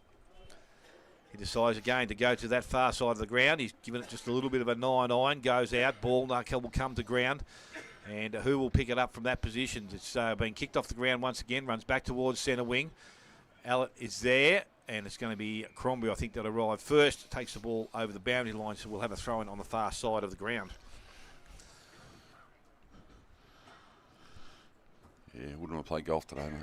No, a couple of boys came in this morning. They played at Queen's Park, and they said it was very, very ordinary. Wouldn't worry me. No, Leave wouldn't them along they? the ground. There's a ball now from that ruck contest. Gets out the back. Mitchell can't pick the ball up. It continues to run. Picked up out there. Ludbrook got the handball away, but again couldn't clear the congestion of players. And it's going to be the big fella in Evans that is going to be tackled and brought to ground. Thought the earth moved then. So he tries to get position there, but the ball's played away there. Comes over the top, and that was nicely done. Zimmer got the ball forward, picked up Hoff quickly into the forward line. A little bit of carry over the top. Will run, and it will be out of bounds just beside the behind post once again. So a lot of distance being gained. Unfortunately, just can't find the right holes. That'll be the difference today. As I said, both sides never used the ball with the Breeze well last week, and their kicking into the forward line was pretty ordinary, and that's pretty much what's happened so far today. Ball from that ruck contest again, cleared away by Eddie. Little short kick, and only travelled as far as Mulville, and he's taken the mark, so he can go back and have a look at his first goal of the afternoon. This is Ben. He decides to play on and go across the ground, and he has found his teammate there in Sammy King, and he can go back pretty much again straight up the ground, centre half forward position, probably only about 30 from goal. We'll throw the grass up. Yep. I reckon the right-hand post might be a target here. Well, it's interesting, 'cause that's where no, Andrew just kicked the ball before it didn't move. So King comes in, kicks that goal. He has done that a little bit better, and he has got his first goal of the afternoon and the second now for East Geelong. They move to 2-4. They lead the Belmont Lions, who are yet to score. We have travelled just over 17 minutes. Morris Finance, first quarter scoreboard. It's a lot like what we've called all year. If you can keep it in your forward line, it'll eventually come. Today, it's a lot easier to do that because the opposition get it out and it comes straight back with that win. I think Belmont have to get a running game going from a half-back flank and run it and run it and run it. Even if they can't run it all the way, get it out the other side and keep it there for a while and restrict. 2-4's not too bad, but you don't want to go in 5 goals down. Have a look at this. So we're back in the middle of the Aren't ground they once beautiful? again. The ball Aren't is they thrown up. beautiful? Sobey gets the ball down, taken away there by Evans. Got the handball out the back, went towards Murdoch, played on and kicked quickly into their forward line. Nice kick, Mark not taken to the forward line. Dixon had it, gave the handball to McPherson. Sorry, no, it wasn't. It was in the hands there of Beardsall. Beardsall got the handball back and again to Dixon. Dixon now goes and kicks the ball. Ball goes back towards centre wing. Ball out the back. Evans got the handball away. Strong tackle from behind, but able to get the kick away. Only as far as Beardsall once again plays on, goes straight down the ground. Kick wasn't great. Hello. He'd already paid a free kick. And what was that for? The other way. I didn't see it. I was watching Beardsall. So very lucky not to get 50. Ludbrook, he has been the recipient of the free kick then. So Ludbrook now is just attacking side of the centre of the ground. Ball goes into their half-forward line. Ball is not picked up clean. Well, it was picked up clean, but the tackle was laid straight away. And we're going to have a ball up which will take place on the forward 50 for the Belmont Lions. Thanks to the girls. Drop the food off again, Dale. Get into that, mate. And ball's in the air now. So Sobey and Evans do battle. Ball comes to the ground. Wrapped up in a tackle there. Not going anywhere. Umpire says it's mine. We'll have another go at it. Good rub with the healthy plate.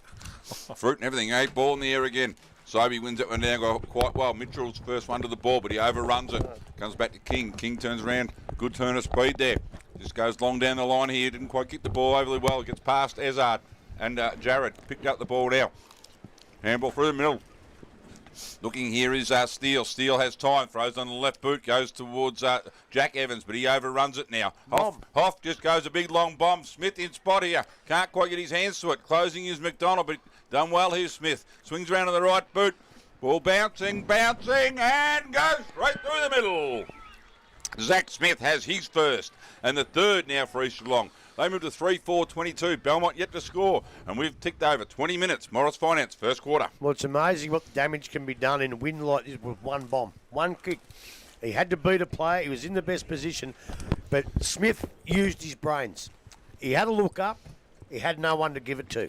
But he knew that there was no one within 30 metres of the goal square. So, all right, he has a ping. All he has to do is kick it straight because no one's going to be there to stop it. And that's exactly what Zach Smith does well. Kicks for goal. So, good play, but as I say, one bomb, bang. Don't go up the ground too much backline, I wouldn't. Back in the middle, Sobey and Hootsma. Hootsma wins that one down. Goes towards Jack Evans, who just hacks the ball out of mid-air, driving Belmont forward inside their 50 for probably the first time this quarter. Free kick has been picked out. And we'll go to Monaghan of... No, it won't. No. It didn't go to Monaghan. Dixon. It went to Dixon. No, Monaghan was running the other way. Just ran to the umpire then, Monaghan. So, Team of the year player, Dixon. Dixon goes short, finds Sobey. As said, he's very good around his knees, isn't he, mate? Yep. Picks it up well. So Sobey now chips one over the top out there.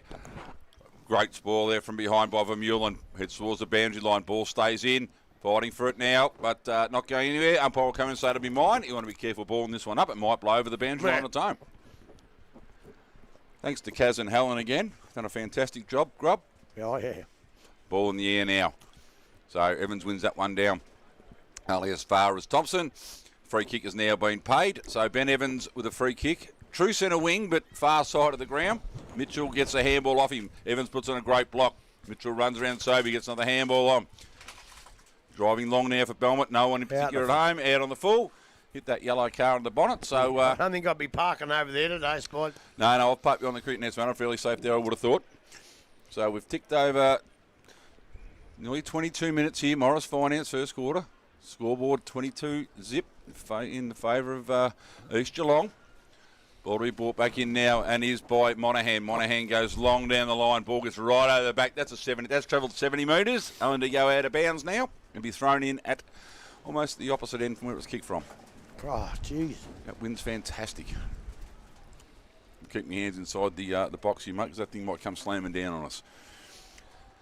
As long as it doesn't smash the food. No, fair enough. So Sobey and Hootsman do battle. The ball, of course, curls in the air like a banana. Hootsman tries to grab that one at mid-air, can't.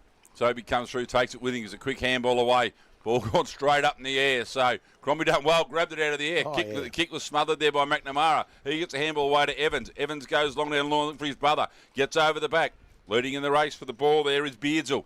Beardsville picks it up, attacked Chase, beautifully. That's a great tackle. That is a great chase and tackle by Ben Evans. I just expected Beardsville to grab it and run down and gain him some meterage there, but that was a magnificent tackle And you said, from a big bloke. you Yes, said, Rob, absolutely. he looked reasonably fit, you said last week. Yeah, when that's he had the exceptional. top off. It's He goes exceptional. across to Mitchell. Mitchell now driving Belmont forward.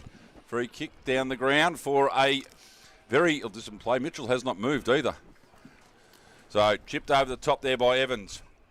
He's all right, I think. Well, Not yeah, sure. right. Not sure we got a deep pocket out there. You're not going to. It's going to take 3 kicks from there, I reckon, Dale. So another short chip over the top doesn't find any teammate. Not 15. The umpire said. So Crombie plays on, kicks the big spiral punt down the middle. That'll hit the ground and keep running. Ben Evans now leading in the race for the ball, but the boundary line will win it. No, it won't. Evans does well. Gets a handball over the top. Wrapped up straight away. There was Mitchell again, I think. So certainly some attention being paid to him. Yeah, and in all fairness, too, fair. Yeah, nothing wrong with that. I'm not sure with this when you want to leave an open forward line. The ball can come into that forward line so quick. Yep. And I tell you what, I wouldn't want to be playing on Zach Smith in that. No, so anyway, ball comes in, Crombie gets a handball out, but it's chopped off there by Mitchell on top of the pack. Quick handball out there, fed over the top. Running onto it now. Oh, he might have ducked the head there, and the ducked the umpire head. said, yes, you did. We'll let that one go. Now. He's played holding the ball now. Holding the ball, yes, he has. He did duck the head, so it was Thompson. So Lowe with the free kick now, just spears it into Lowe as Hoff. Hoff running past for another handball, but Sammy Lowe says, I'll take control of this one. So he goes long, high up and under. In front there was McKinnon, couldn't do it. Jared went through his hands, punched away by Hootsma towards the boundary line. Here's the umpire going to see this. He has paid it deliberate. Grovy's got a mouthful of food, so we won't get a response from him. No, that one he was. He just tried to belt it that one. He only had one option, didn't he? So the ball's chipped back in now. Lowe went to go to Crombie, but sells the dummy, then drives the ball along. Jennings in the best spot to mark this, and does so for Belmont. So 25 out from his own goal. Nathan Jennings chips the ball across to McNamara. McNamara takes the mark in the back pocket. Steadying up now. 25 ticked over. Morris Finance, first quarter here. 22-point lead to East Geelong. So McNamara long down the line. The wind's got a hold of that and has put that out in the car park. The boys out there have nearly taken a mark, made the stat sheet. And again, the ball to be brought back in. That wind is just creating all sorts of havoc. It's like McIntyre with the ball here. It is. So McIntyre looks to go to the hot spot. The wind grabs hold of it. Ezard in front, gets over the back. Hootsma on his own, but the ball beats him, goes over the boundary line. I think he's paid a free, has he? Has he paid the free kick to Ezard, has he? Pointing. In the back. He certainly has. Yeah, he has too, Grub. Still 2 kicks from goal there, 25 metres out in that pocket. Take a hell of a kick. Yep. Going back, I imagine you'll run around like you did before and sink the slipper in and try and hit that right-hand goal post, Dale. And then you don't know how the ball's going to spin. Just go back and kick it straight and Kick see it how to where you go. kick it to where Crombie's standing now. That's where I'd be aiming. That's probably where I'll be going too, mate. So kick off the boot from Ezard. Has gone right across and is through for a minor score. So 3-5 now to East Geelong. No score to Belmont. We've gone 26.5. Morris Finance, first quarter. So the ball with Eddie now doing the kicking in duties from the fullback position. He's going to, again, as he should, go to the far side of the ground, aim for the point of the square, and ball drifted a little bit wider out there. Ball's picked up there by Evans. He's tackled and brought to ground, and umpire, no prior opportunity there for him. We'll hand the ball back to the umpire, and we will have a ball up. Hootsma back in there doing the ruck work against Sobey. So the ruck contest again. Ball from there comes out, picked up. Tackle was laid very, very quickly. And again, umpire will come in. It'd be horrible. So it's thrown up again. Sobey, Hootsma up over the top, knocks the ball down, picked up, cleared away. Marnie flips the ball on the boot, goes into the centre of the ground. Numbers with East Geelong. They overrun the ball. Dixon taps it forward, picked up low. Handball's out the back. We're looking for McLaughlin. Has a player across the ground. This kick will need to be good. And King will take the mark. So King, will he continue to come this way or will he go back the other side? Or come this side. Yeah, I think so. Late in the quarter, take the chance. Another goal will be important here. Low flat kick goes towards Mulville. Good spoil there by McNamara, and the ball goes over the boundary line, and we'll have a throw in on centre wing.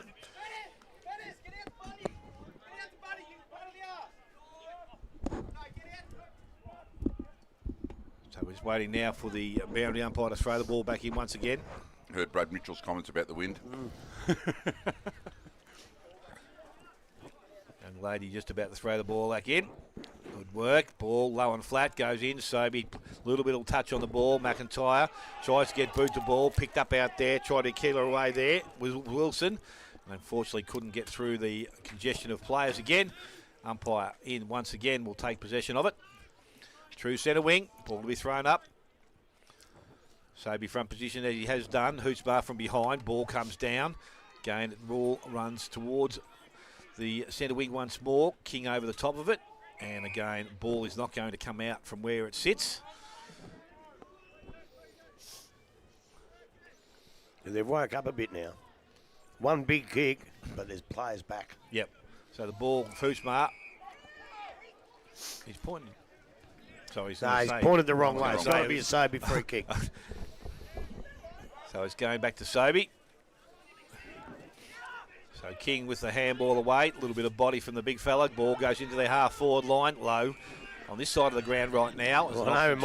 I'll leave him my votes if you like. I'll write them down now. So he goes short. Kick had to be good and wasn't. Intercepted there by Eddie. Ball now in the hands of King, or he couldn't pick it up. Did nicely. Picked up and kicked forward by Thompson. In front, Evans. Didn't quite finish the mark off. Picked up Marnie. Got a player running in towards goal. Has to be good. Found Wood. Picked the ball up. Time to steady. Kicks across the ground. Mark taken. McPherson. And that's what they need. Finished with a goal. A late one will be very important for the Belmont side. They move to one straight goal. They trail East Geelong 3-5. And we have gone just over 29 minutes. Morris Finance first quarter scoreboard. I was going to say that what they really need, it's only only 3 goals 5, which is pretty good defence in this win. But it's just, you need a score. You need a goal just for your own headspace. And when I looked at it a couple of seconds ago, I thought, gee, there's been none kicked, so it's going to be a short quarter. I don't know if there's time left. So they really, really needed that one. So they get the win next quarter and go in with a bit of momentum, a bit of confidence behind them. That was their first bit of good run that they had today. And that's what I asked for earlier. Ball back in the middle now. Hootsma and Sobey do battle. Hootsma gets over the top, wins it down comfortably. Gets through everybody. Picked up there by Mulville. Mulville turns around, kicks the ball long down the line. At the back was McNamara. Could have taken the mark, was filled it. Austin Mulville had a chance there. Hoff comes through, bursts through the pack, goes on the right boot, drives long, and has the answer straight away. Straight away, Billy Hoff has put through the fourth for East Geelong. They moved to 4-5-29, leading Belmont, who are one straight 6, and we have gone just nearly 31 minutes here. Well, Morris Finance. I'm deflated. You're deflated? A great bit of footy and getting a first goal on the board, and I'm a bit deflated that East can answer so quick. And I tell you what, maybe some of what the Belmont boys have to not do is get a bit deflated and go again, because, that goal brings them back into the game. But then the return one, gee, it almost makes it a little bit too, well, not too hard, but it makes it so much bloody back harder. In the middle again, Hootsma and Sobey do battle. Hootsma again wins a tap down. Thompson throws on the boot quickly, but doesn't clear the pack. Ball wrapped up. There might be a bit of time on though, Grub, because the ball spent a bit of time out there on the highway, on the road. Well, I suppose, yeah. Yeah. So back in the middle now. Sobey in front. Hootsma just nudges him out of the way. He gets a handball over the top. Looking for McPherson. Can't low. Comes through the other way. Wraps the ball up. And he's wrapped up by McPherson straight away. TM. So 31.5 gone. Ball thrown up. Comes out the back. Overrunning it there. Now it goes back. Picks it up with Steele. Gets near the handball. Comes out again. Wrapped up and tackles again. It's very, very scrappy, but some good tackling happening here, Grub. Well, it's conducive, isn't it? It's a good tackle. The ball's on the deck all the time. It is. So ball up in the air now. Tap down.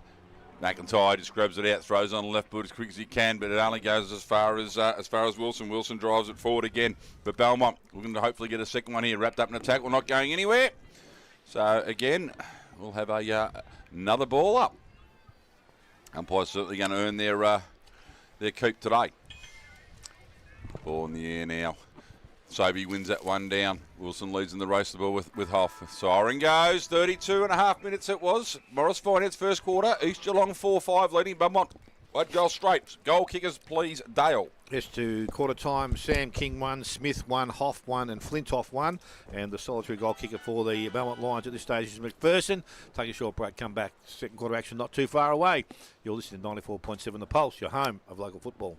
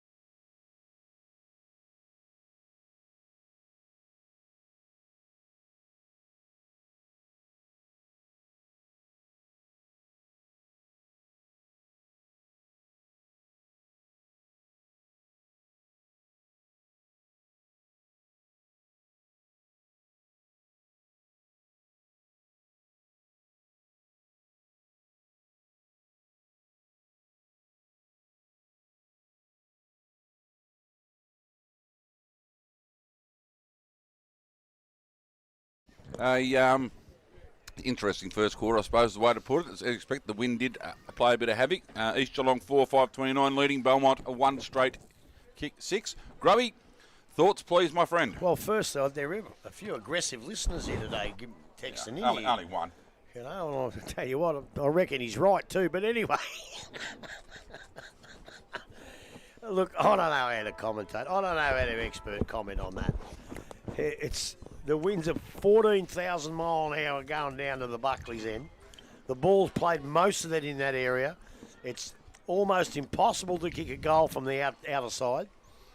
And then when you get it on this side, you think this is a very, very good side. The wind doesn't even bring it back one bit and goes through the points. I'm just glad that I'm sitting in here and not going out there to play. One of the Belmont players walked past it. It's almost impossible out there. And to me, after 18 rounds in the season, and you've got to put up with that in the final, it sounds like it's not fair. But the game's still got to be won and lost. You know, what are they, 3, 5 or 6? 4-5 to 4-5. That's probably a good result. Normally, if you've got a strong wind like this and it's a straight down the ground wind, you'd say 4-5 might not be enough. But I just think 4-5 in that first quarter in that wind is enough. That's a pass mark. And against it, you don't kick many. And I think for a long time in that quarter, Belmont were a fail, but they did get the one that put them back in. So they're just under pass mark. But who plays the better football? I don't know. The side that's got the win's going to play the better footy. Unless East Geelong can come up with a way to run the ball, run it wide, keep running it, and not just score, but stop the Belmont Lions for kicking 4 or 5, because they are well known for kicking a fair few goals in a row. I mean, they did it last week against the win, so there's no reason why they can't do it with it. But the main thing they've got to do, and it's easy for me to say, kick it straight.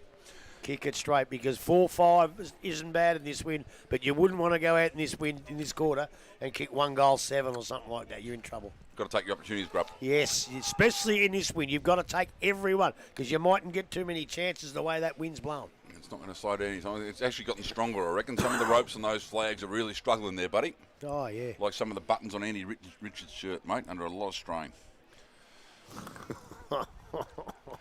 Anyway, I'll just get one back at the hashtag team. We should wish Sir Robert a happy 80th birthday today too, mate. The man who does the panel for hashtag in the morning. Yes.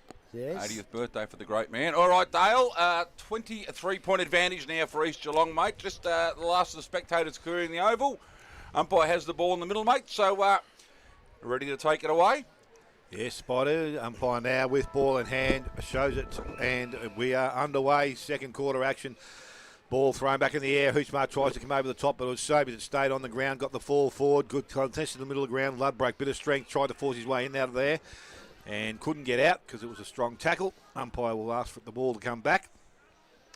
Again, thrown up very quickly in there. Sobey again, left-handed hook, brings the ball to ground. Hoff just ran past the ball a little bit there, but now sits over the top. Oh, he might have been unlucky not to get a free kick in the end there, the way they come up over the top.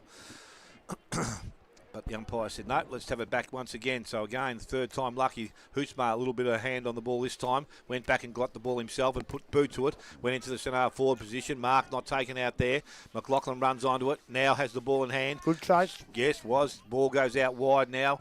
Mulville couldn't take the ball. Continues to run. Zimmer leads in the race for the ball now. Got a handball back inside. Unfortunately missed his teammate. Mulville went back and has tried to pick the ball up once again, but the ball has gone over.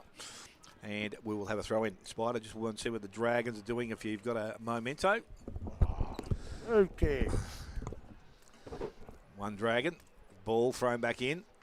Comes out of that She's contest. McIntyre. Ball now heads back towards the boundary line. So the Lions are trying to run the ball from the position, but unfortunately it doesn't work. So they kick the ball back into their forward line. Oh, good, strong, courageous mark. How taken out courageous there. is that, son? And the mark has been taken out there. So Belmont just be able to ease a little bit of pressure now. Can bring the ball across the ground, but that wouldn't be a good thought. So they're going to go back down the line here. A long kick back towards centre wing. Plenty of air, plenty of carry, but Sam Lowe comes in uncontested and takes a mark. He transfers the play back inside the ground. Mark taken out there. Flint's off with the ball and just weighing his options up now. Decides to play and go. It goes wide, probably a little bit too wide to where they need to score. Evans, I reckon he marked that. Umpire, has he paid it? Yep. Yes, he has. So Evans And in the half back line. Oh, this is dangerous. Now he's gone across the goal. Had to be good and was because he found Jennings. Jennings not too sure that he wants to come this way any further. Again, kick was also very good to Sheriff. And now he's going to run and carry the ball. So some positive work here from the Belmont Lions. They bring the ball right around the boundary line. Beardsall did that pretty nicely. I'm not too sure whether he infringed, but the ball ends up going back the other way. Picked up by Zimmer. Zimmer's quick kick towards centre half forward. Ball bounces. Hoff there. Wasn't taken. And he now sits over the top of the ball. Picked up again. The Belmont Lions get the ball out towards Ludbrook. There's a free kick. Umpire said the ball was a throw. And it's going to go back. And Hoff will be the recipient. So this will really find him out. Mightn't be too bad from this position, Spide. Maybe if he's Bit said of shelter, before. I reckon, with the trees up there. Going back in towards the goal. 8-7, mate. The Bell Park in front by a point. Okay, they must have the wind, I Who reckon. are they playing? St Mary's. So Hoff will need to kick this every bit of 45, and as we said, back into a pretty strong breeze. Called the play on there by the umpire. He allowed for the breeze nicely, went to the top of the goal square. Ball cleared away. East Geelong through Eddie. Belmont Lions through Eddie, goes out to Michelle, and he goes wider. Sam Lowe's read the kick out there pretty nicely, takes a mark. So ball will come back. Votes. And he goes back in quickly, went towards Crombie in front, didn't take the mark, went back after it at ground level, was taken from it again, goes back and picked up again, this time by Flintoff once again. He was tackled, brought to ground, and another ball up at centre half forward will take place. So 3.5 gone, second quarter. Buckley's Entertainment scoreboard reads 4-5 East Geelong, 1 solitary goal, Belmont. Hooter wins aren't down, but Sobey does the roving for East Geelong. Sheriff did well then, but picked up on the left foot there was by McIntyre, and he has hit the post. So, first score of the quarter goes to East Geelong. They move to 4-6, leading Belmont, who are 1 behind. That was his first The score bloke for the that day. took that courageous mark, I think it was Jacob Steele, wasn't it? Yeah, Could have been, was didn't Steele, it? mate, yeah. Anyway, ball brought back in here. Not a great kick, but does go back to Hootsma. Heading towards the boundary line. Beardsall taps it along in front of himself. Can't control it. And does take it over the line. So boundary line throw in.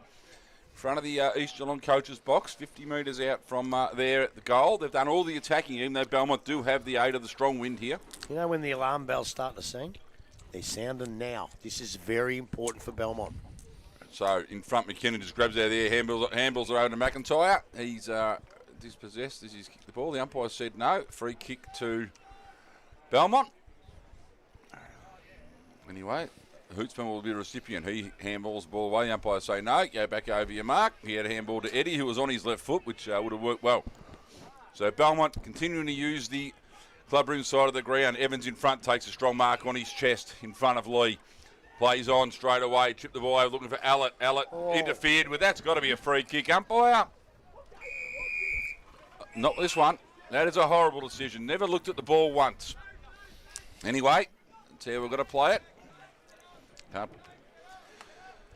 Boundary up by the throw it in front of the commentary box here. Ben Evans and Jacob Sobey to do battle.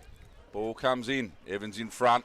This protects the space. Over the shoulder. Paid too high. That's probably the square up from earlier. That was there though. Grub.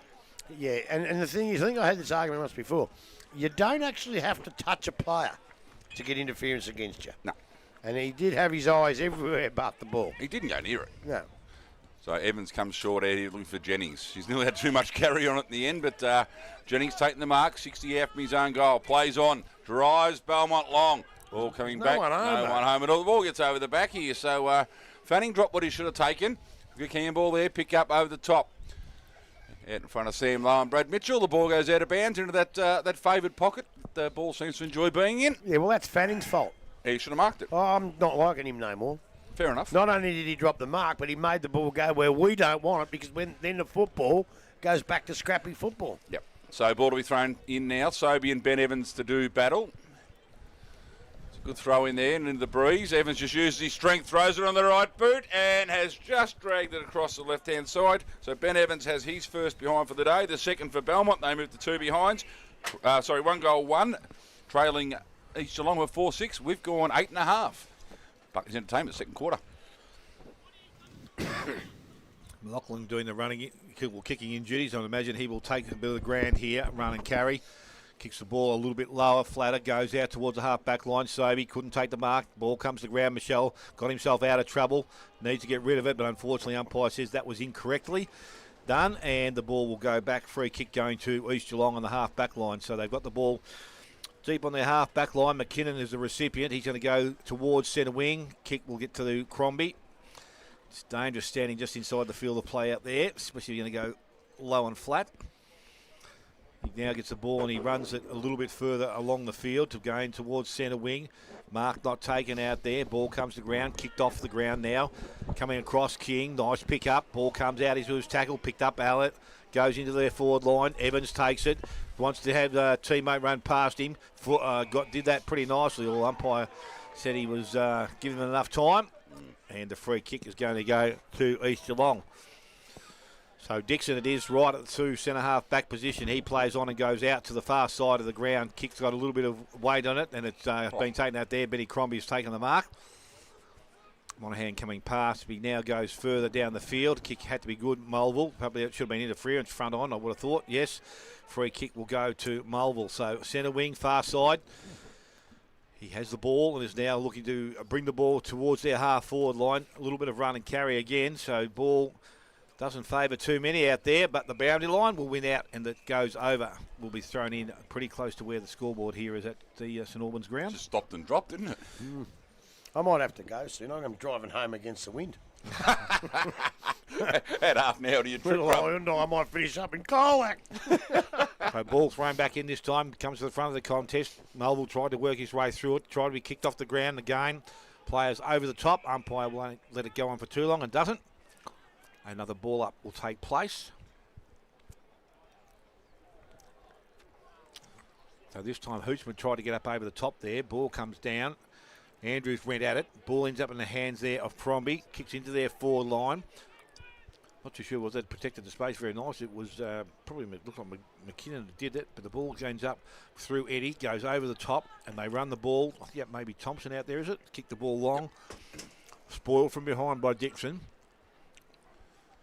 Front of the contest, over the top. McLaughlin now has it, tries to get to his feet. They're not letting him up. Umpire in again and will take possession of it. So as we tick over 9 minutes, it is 4-6, 1-1 the Belmont Lions. So ball brought down now. Picked up there by Crombie, wrapped up in a tackle straight away. It was low, picked up, wrapped up straight away. He's got a free kick by the look of it. The umpire pointing that way. It's not going too low. Should have been. Should have been. That's what I thought it was. Anyway. So McKinnon now looking to drive East Geelong forward again. Ball holds up in the breeze as we expect all day, coming out and dropping the mark with Sheriff. Ball hits the deck, wrapped up in a tackle now. Spills out free to the side. King picks it up, does well, gets round everyone. Still can't grab it. Throws it on the left boot, comes back to Dixon. Dixon goes without the ball but goes back, collects it, wrapped up in a tackle straight away. Handballs back to McLaughlin. McLaughlin drives long down the far side of the ground here, but only as far as Eddie.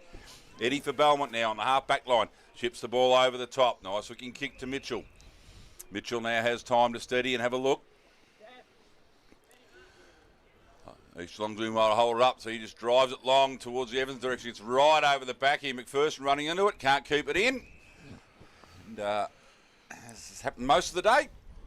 Go that side of the ground, the ball ends up out of bounds. So the boundary line's thrown about 60 metres around from the Belmont goal. So at 4-6-30.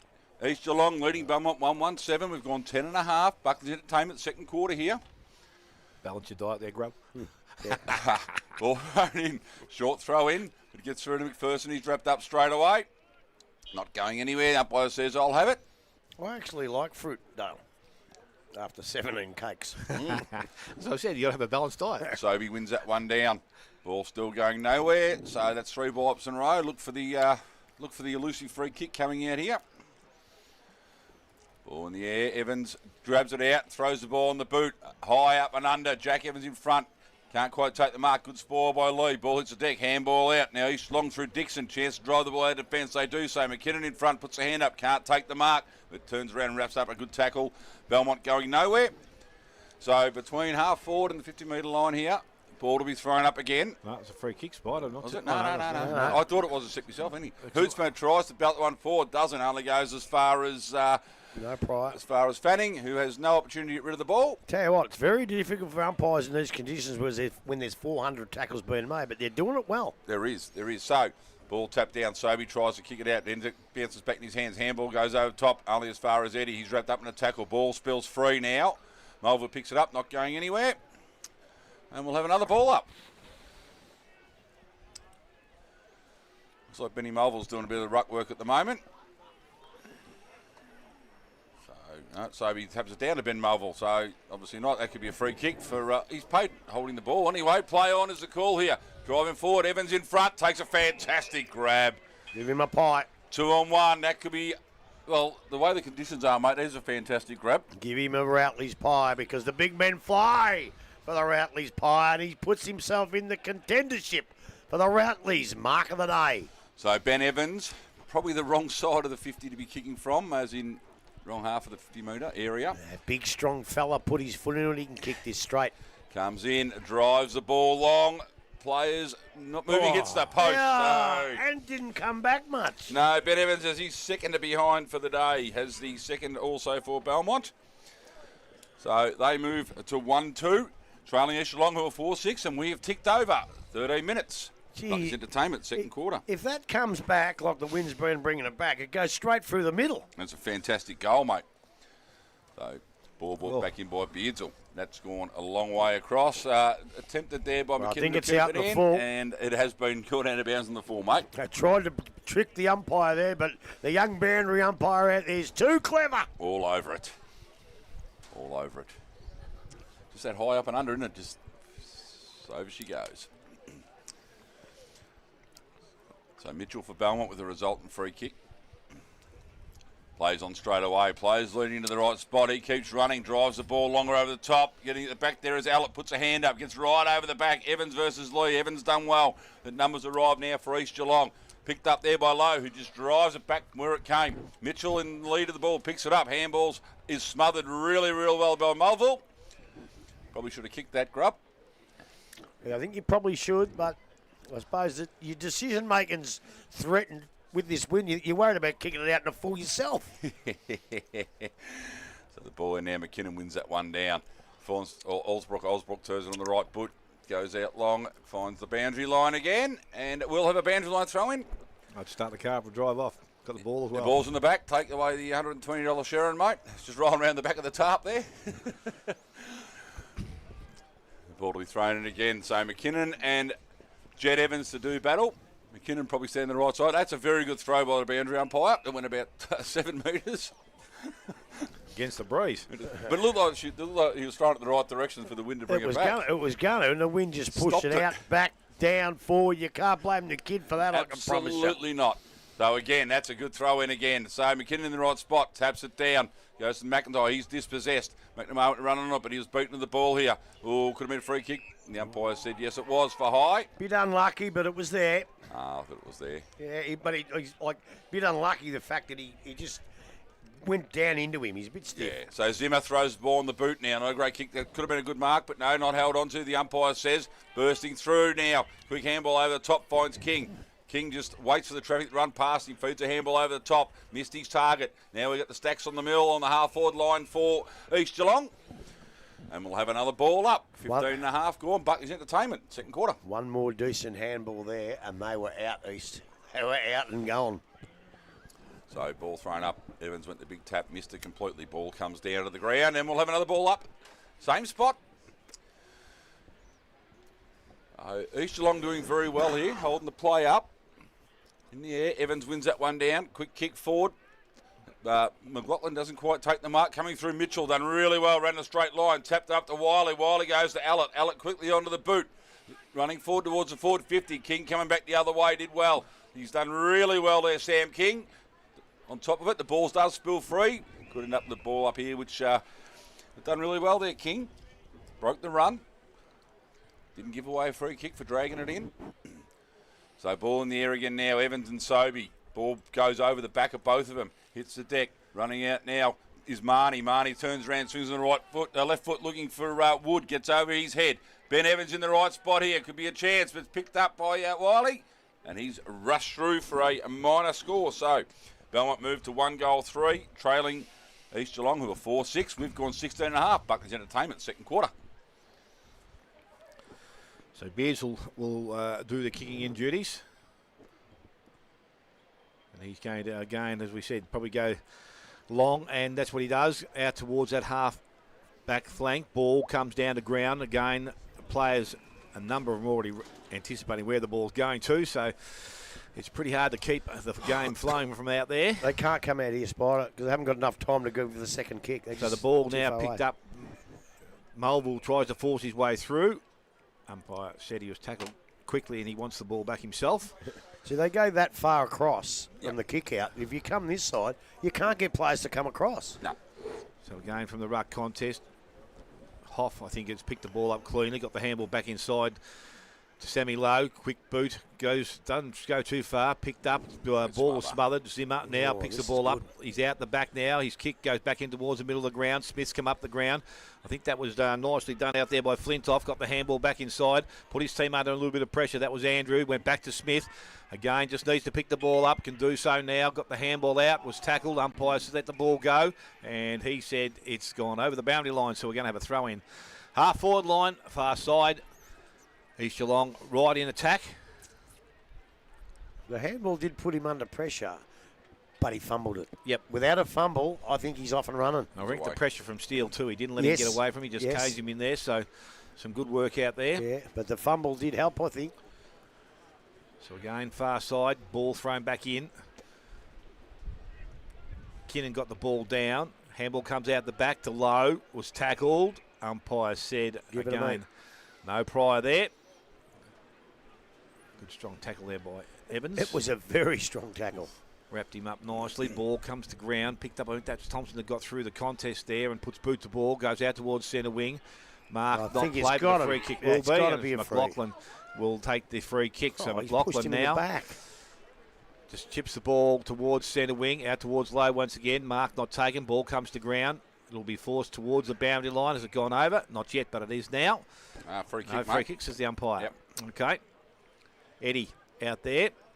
So right on, well, just defensive side of centre wing. He wants to run and carry and kick the ball longer as he should. Goes long to their half forward line.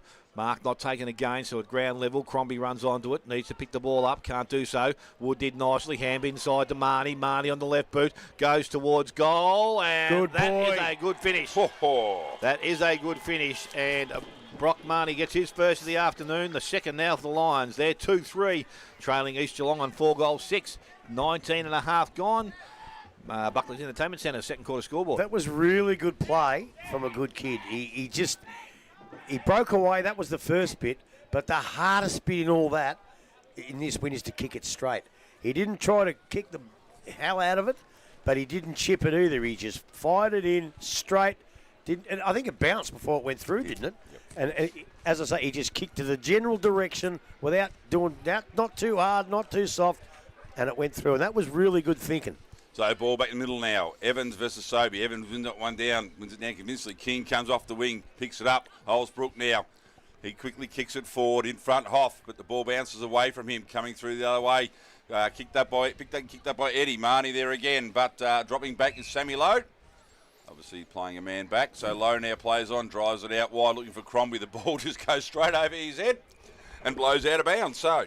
And that's the other thing when we spoke to Wayne this morning, where Sammy Lowe's wing play, he actually gets back when he needs to get back, and you'll see later that he'll get forward when he needs to get forward. Yep. Very, very, very clever. He is. So Evans and Sobey do battle on the far side of the ground again. Sobey in best spot here, but the ball eludes all of them. Quick pick up by Thompson, then kicks it off the ground, going forward in the Marnie direction. He stands his ground, picked up there by Allett. He's wrapped up in a tackle and brought the ground, so we'll have a ball up. About 45 out from the Belmont goal. Unfortunately, he's not going to be very happy, Sammy, because I'm going at half-time. If I wasn't going at half-time, he'd be going to the Hotham Hotel. Don't you worry about that. He's already had ones who can't get two. Anyway, ball in the air. That's almost as good as a kick for Belmont. Ball comes to ground. Marnie again, but a great smother. Ball stays in play. Picked up by Ali Mars. Drives it out again. Picked up by Evans, who gets a handball back the other way. Players are all forming around a pack here, and we will have a ball up again. About 30 metres out now from the Belmont goal. The wind did take that ball up. Why don't they call the ball ups back? Well, they do the boundary line throw-ins. Well, they probably should if they're really bad. Well, it's a short one. That's probably a better way to do it anyway. Ball lands in the hands. Quick kick out. Lowe does well. It could be a sling tackle in the end. The umpire said no. Ooh, Come back the other way. Umpire said no, we'll have a ball up. The thing is, Spider, there's so many ball ups that you would think in this win there'd be so many callbacks. So Yeah, well, that's probably true better too, off mate. letting it go. Yeah, anyway. Sobey wins it, a tap down. Quick kick. Well, it went the wrong way, and then for Belmont, Jennings running onto it. No, he's beaten to the ball. Picked up now. It could have been too high, maybe. Umpire said no. Could have been a free kick to steal there, I thought. Maybe a bit high coming the other way. Anyway, ball in the air again now. Grabbed out quickly by Evans, feeds a handball out. Then the ball gets handball back in his direction, taps it over. Jack Evans running onto it. That coming through the middle there was Steele. He has, was Murdoch. He's kicked it out of bounds on the full. So we've ticked over 22 and a half minutes here. Buckley's Particularly nasty weather. It is particularly nasty. 2-3. Belmont plays 4-6 East Geelong. There's some horrible looking clouds in the sky over the other side there, aren't there? There's a far right side of a Spider. Yeah, I think there's a good side of us. Don't talk with your mouth full, will you? So Mars brings the ball in, touches on the ground. I'm not sure why, but he did. So in front there was Lowe. Ball hits the deck. Out towards the boundary line again. Quick handball, quick kick in, and that will end up in the netball courts. It's the St Helens doctor. Grubby St Helens doctor. So free kick again. That's not St Helens. Beards with the ball in hand now. Driving Eastland defence. That wind has got about 30 knots stronger now. Evans went to take him up, but he's beaten to it. So Belmont now a chance to drive it forward again through Eddie. Eddie tries to centre the ball, but the wind does whatever it wants, takes it away. Mars hits the ground first. Evans comes through the other way. Mars now with a chance. Could be a free kick from the back. Rush through for a minor score. Belmont players pleading for a deliberate, which is never going to happen. Well, it can't be. No, I know that, so... Well, I tell you what, if it goes over the line on the left, you can appeal all you like. Yes, you can, but they wanted to, Anyway. So Beardsall again. You got some sore legs. That's a nice kick. That's travelled 50 into the breeze. Ball brought to ground now. Quick handball through. Very good handball. Another long kick here by Belmont. That's heading towards goal again. And unfortunately, going to the near side. Was that Thompson that kicked that, Dale? Yeah, no, I was actually watching the flight of the ball. I didn't look back to see who kicked it then. I think it was Thompson who had that flying shot at goal. We'll find out in a sec. Anyway, it's the fifth behind now to Belmont. Is the scoreboard right today, Spide? 2-5 plays 4-6. Grubby, yes it is, unlike last week. Anyway, ball in the air now. Hits the deck again. Players diving on top of it. The umpire said this will be mine. So 24 and a half gone in the Buckley's Entertainment second quarter here at St Albans Reserve. You'll be glad I'm going, Spide. Them strawberries are making me pass wind. Ball from the ruck contest comes out, and again it's picked up out there by Eddie again, putting the ball back into their half-forward line.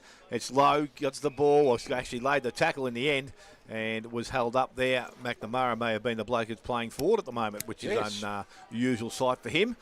Ball again, quickly thrown up. Evans got to the space, but it was picked up by Sobey and kicked out of defence. Only as far as the half-back line. Picked up out there nicely by Ludbrook. Got the handball back inside. Boot goes to ball. That's a long kick towards goal. Wilson. He has got his first of the afternoon and the third for the Lions. They are 3-5. They trail East Geelong on 4-6. And we have gone just over 25 minutes. Buckley's Entertainment Centre. Second quarter scoreboard. Very, very, very important goal. Like at 2-5 to 4-6, fair enough. But now 3-5, now within 7 points with East with the wind in the third quarter. Gee, another one after that, and they're right back in the game. I thought about 10 minutes in. I thought East by how far. But again, never ever underestimate what Belmont have done from the first practice match I saw till now. They won't give it up, and they're fighting back hard, and they're still in this game. So back in the middle once again. This time Evans wants to force it down, goes towards McIntyre, not taken, picked up by Evans. He again tried to force it through. Crombie, handball outside, Monahan running, got the handball back, needs some players in support. Ball didn't favour him. Osbrook, is it? He's put his head over the ball. Osbrook. And he has been tackled. I like Osbrook. Yeah. Mick O'Leary said no. Make up our own names. So the ball thrown up now. Ball from the ruck contest, tapped forward there by Evans. Again, not too far from that contest. McIntyre puts boot to ball, runs it back into the middle of the ground, coming through there nicely was Flintoff, got the handball away, and it was taken further afield. Strong tackle on Eddie. Ball won't come out of that one, and both players up and going once again. And Mick O'Leary said if you call him that, he's going to tell his dad. Okay. So ball hits the deck. Oh, McIntyre McIntyre. just bursts through on the left foot now. Drives East Geelong forward. Izzo puts her hands up. Can't quite take the mark. Good defence there. Eddie handballs over the top. Goes to Jennings. Jennings feeds a handball back to Eddie. Has been pinned for dropping the ball. So East Geelong with a chance here. 27 minutes ticked over. Buckley's Entertainment, second quarter. They've got to fight here, Belmont. They can't afford another goal against them. No, they can't. So Hoff drives it in.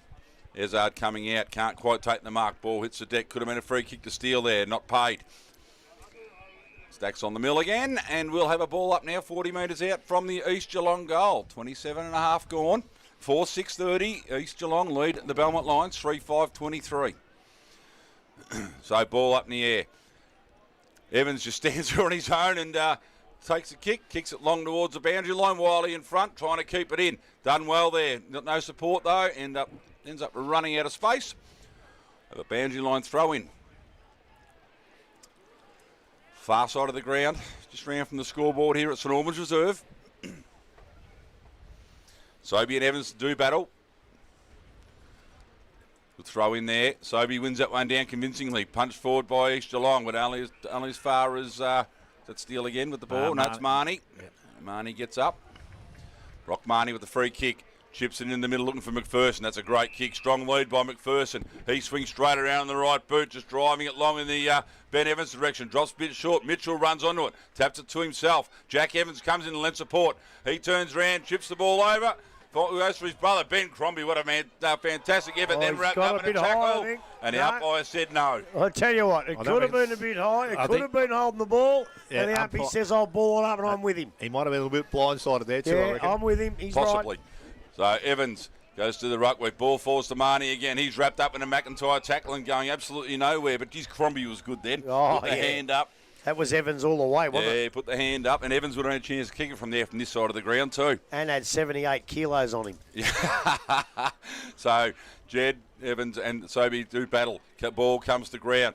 Kick out there was by Murdoch. Belmont going forward now. Allard appealing for a free kick. Done really well. Sorry, Wood was appealing for the free kick. Done well in the end. Wrapped it up. McNamara said the long sleeves are killing him. McNamara's at the wrong end of the ground. Yeah, but at least he's on the right side, you call him, Spud. Yeah, true, that's right. So the ball's thrown up in the air. Sobey wins that one down. Goes through the hands of Wiley. Players diving on. Quick kick forward. Finds McNamara. He's got it there. Needs to get rid of it. Does so in the end. Little chip kick out towards Thompson. But McIntyre chops that off. Picked up by Murdoch. Goes out to Mitchell. Great smother there by Lowe. Marnie picks the ball up now, but he's wrapped up in a tackle by King straight away. That's McPherson, actually. The dual headbands must have been something coming from their junior years together at Belmont. Let's tape our hair back. How about getting a haircut? As long as I've got hair. Yeah, well, this is true. So the ball in the air now. Ben Evans and Sobey. Sobey does really well in front. Goes to Crombie. Crombie wrapped up in a tackle. Umpire said not going anywhere. 45 metres out from the Belmont goal. Well, 30 minutes. The advantage they've got here, Belmont, if they can clear it, is they're actually on the right side, and if they get a good kick at it, they're a chance. Yep. So, ball in the air. Sobey grabs it out. Oh, probably could have dropped that. Marnie comes through. It's a handball to Wiley. Wiley goes over to Steele. He goes back to Wiley. Wiley gets round one. Oh, doesn't kick that at all well. Lands in the hands of McIntyre, who drives East Geelong forward again. Up in front was McDonald. Didn't take the mark. Could have made a free kick for too high there to Belmont to Jarrett, but not paid. Eddie done well, but doesn't matter. Siren's gone. 30 and a half minutes. Second quarter, Bucky's Entertainment. Dale, can we have some goal kickers, please? Yes, as they were for East Geelong at quarter time, King, Smith, Hoff and Flintoff. And for the Belmont Lions, McPherson, Marnie and Wilson. Take a short break, come back. And we won't have Grubber go through all the first half action because he's taking a trip up the highway. We'll see you tomorrow. All the best to you, mate. I hope the meal up there. Me votes, S-Low. Do you want to put them in now? Actually, you might as well deliver to them at half time as you're going past. We're going to take a short break, come back. You'll listen to 94.7 The Pulse, your home of local football.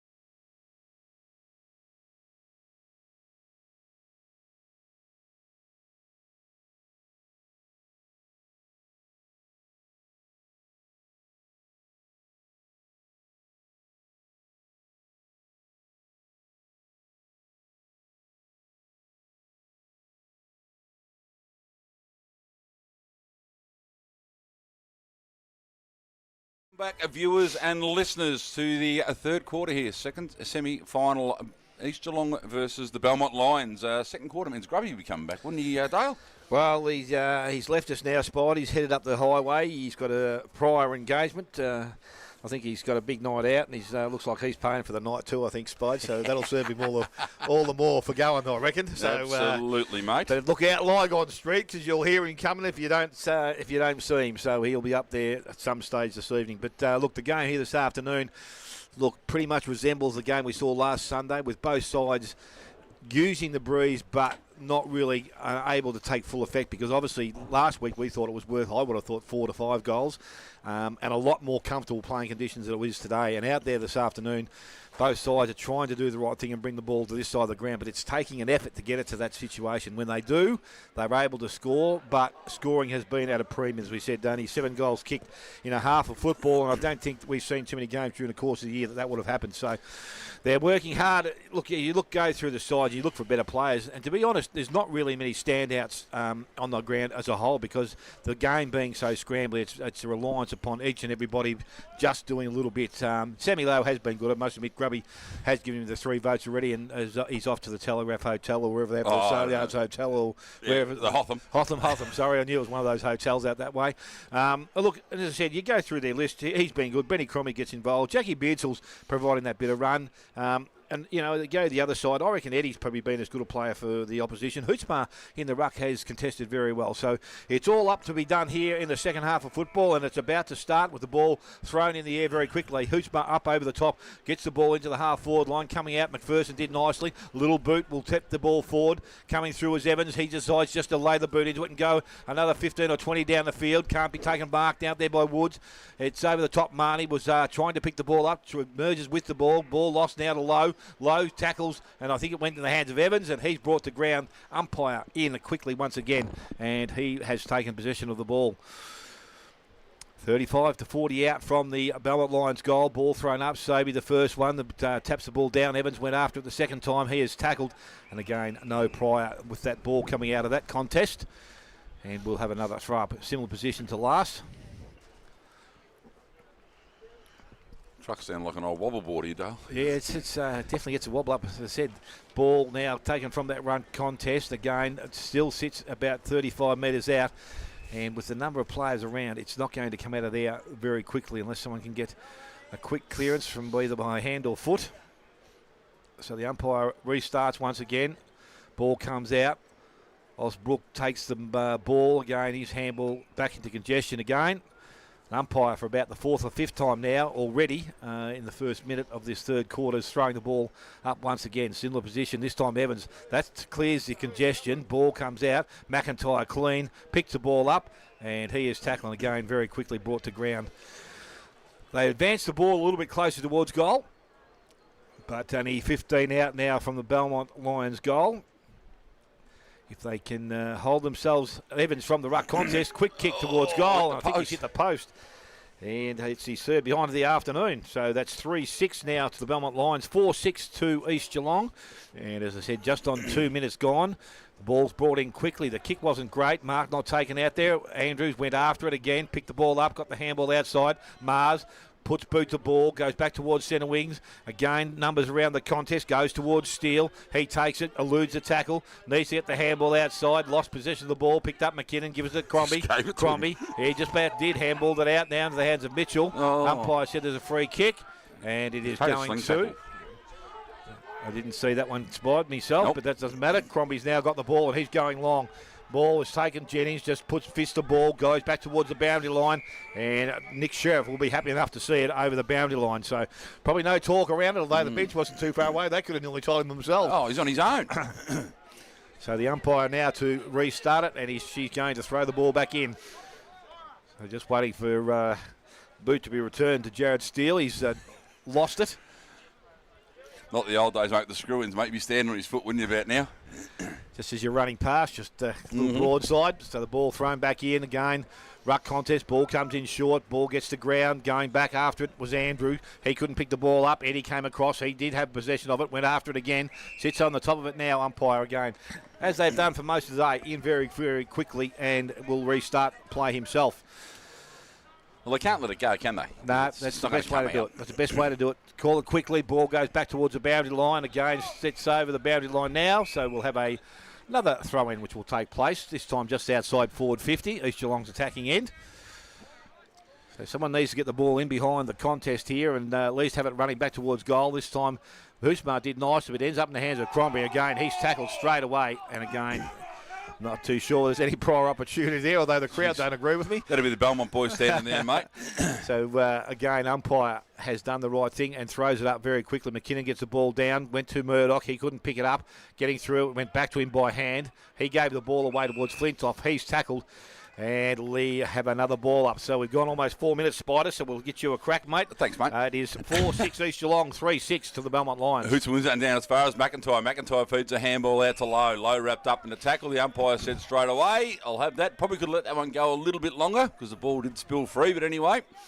Hoots from McKinnon. McKinnon wins that down towards McIntyre, but it bounces the other way. Good hands here. Mitchell now with the ball. He's been very good for Belmont again. Chips it up towards Allett and Wood. They both flew. Sobey stood at the front. Mars gets the ball out now. Over to Dixon. Dixon just throws on the boot. Goes out the far side of the ground here. Jennings and Zimmer racing for the ball. Zimmer hits the front now and leading in the race. Picks it up really well. Feeds a handball back towards Lowe. Not a great handball. Wilson comes through. Can't take the ball with him. There we go again. Picked up now by Ludbrook. Probably tripped as he got rid of that one. Umpire said no. Out in front of Jennings. He taps along the ground towards Steele. Steele does well. Throws on the boot. Kicks the ball another 20 metres along and we'll have a boundary line throw in. True centre wing, far side of the ground here at St Albans Reserve. This is most of the play's been. This will be the 129th ball in for the game so far. We've travelled at 5 minutes. The Granny Cycling Sports third quarter here. So Jack Evans to do battle with Sobey this time. He wins the ball down. Only as far as his feet. The ball spills free. Run towards the boundary line again. Quick pick up there. Handball over the top. Comes back from Mulville the other way. McIntyre comes through but has run out of room, and we'll have another boundary line throw-in. Again, far side of the ground, no real advancement from where the last one was. So, 5.5 minutes gone. The stalemate continues. One solitary goal in this game. So, ball thrown in now. Which is a good throw-in into the wind.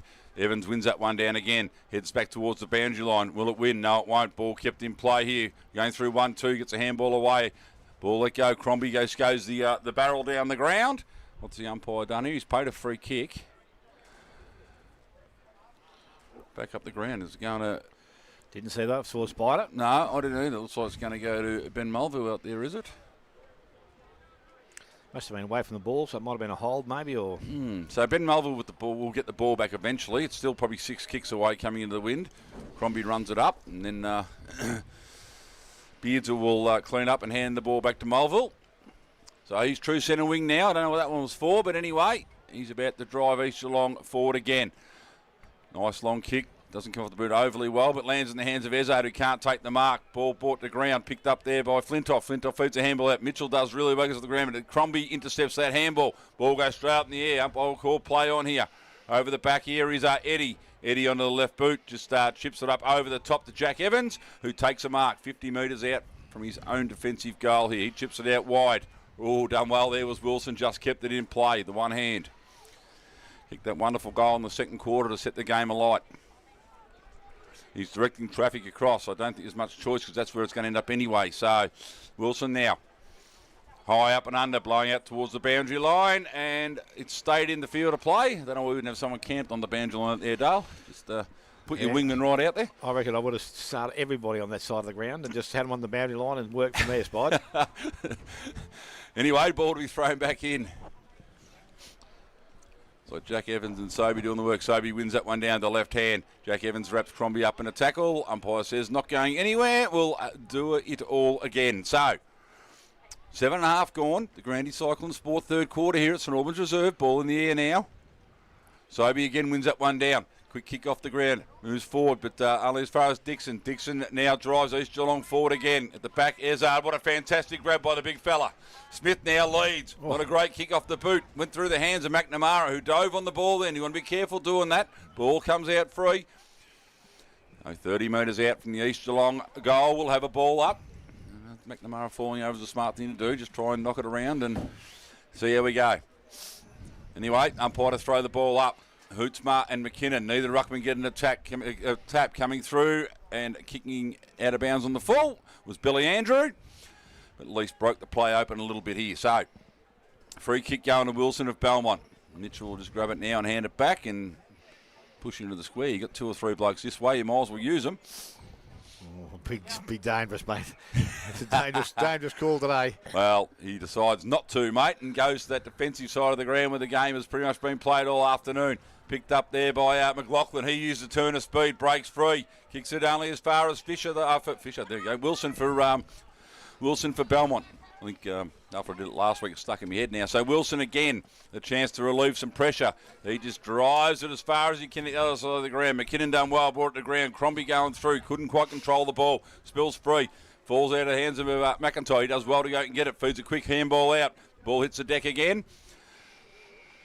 And with about 20 players around it, the ball gets forced out of bounds.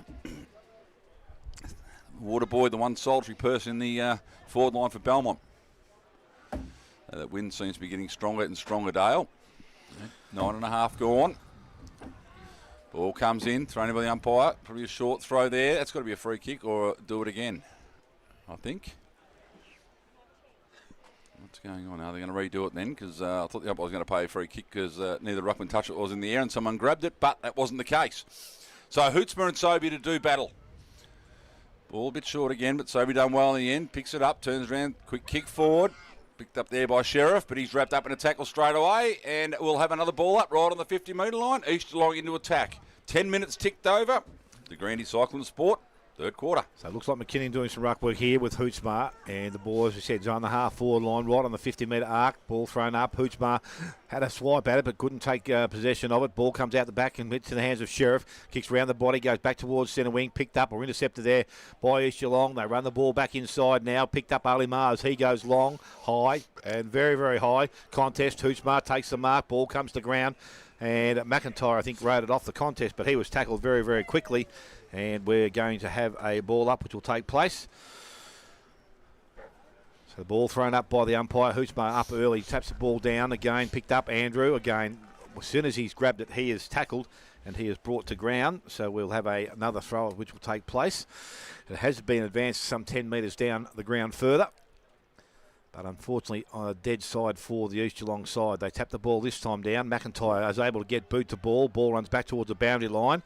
It will be forced through there for a minor score. Good play by the defence there. So East Geelong to 4-7. They lead Belmont 3-6. And we have gone 11 minutes. So not two behinds for the quarter so far. And Mitchell, he's kicking in. Brave man to come to McNamara in this side of the ground, but he's going to go to the far side and defend stoutly. Goes out and goes long. Again, ball to the half-back line. Semi-low, read that nicely. Wants to go and play on. He's been called to do so now. Just puts boot to ball. Puts it back to a dangerous position, but it's the numbers are with the Belmont Lions. Picked up and cleared away there by Wilson. His kick went high. Didn't go that far.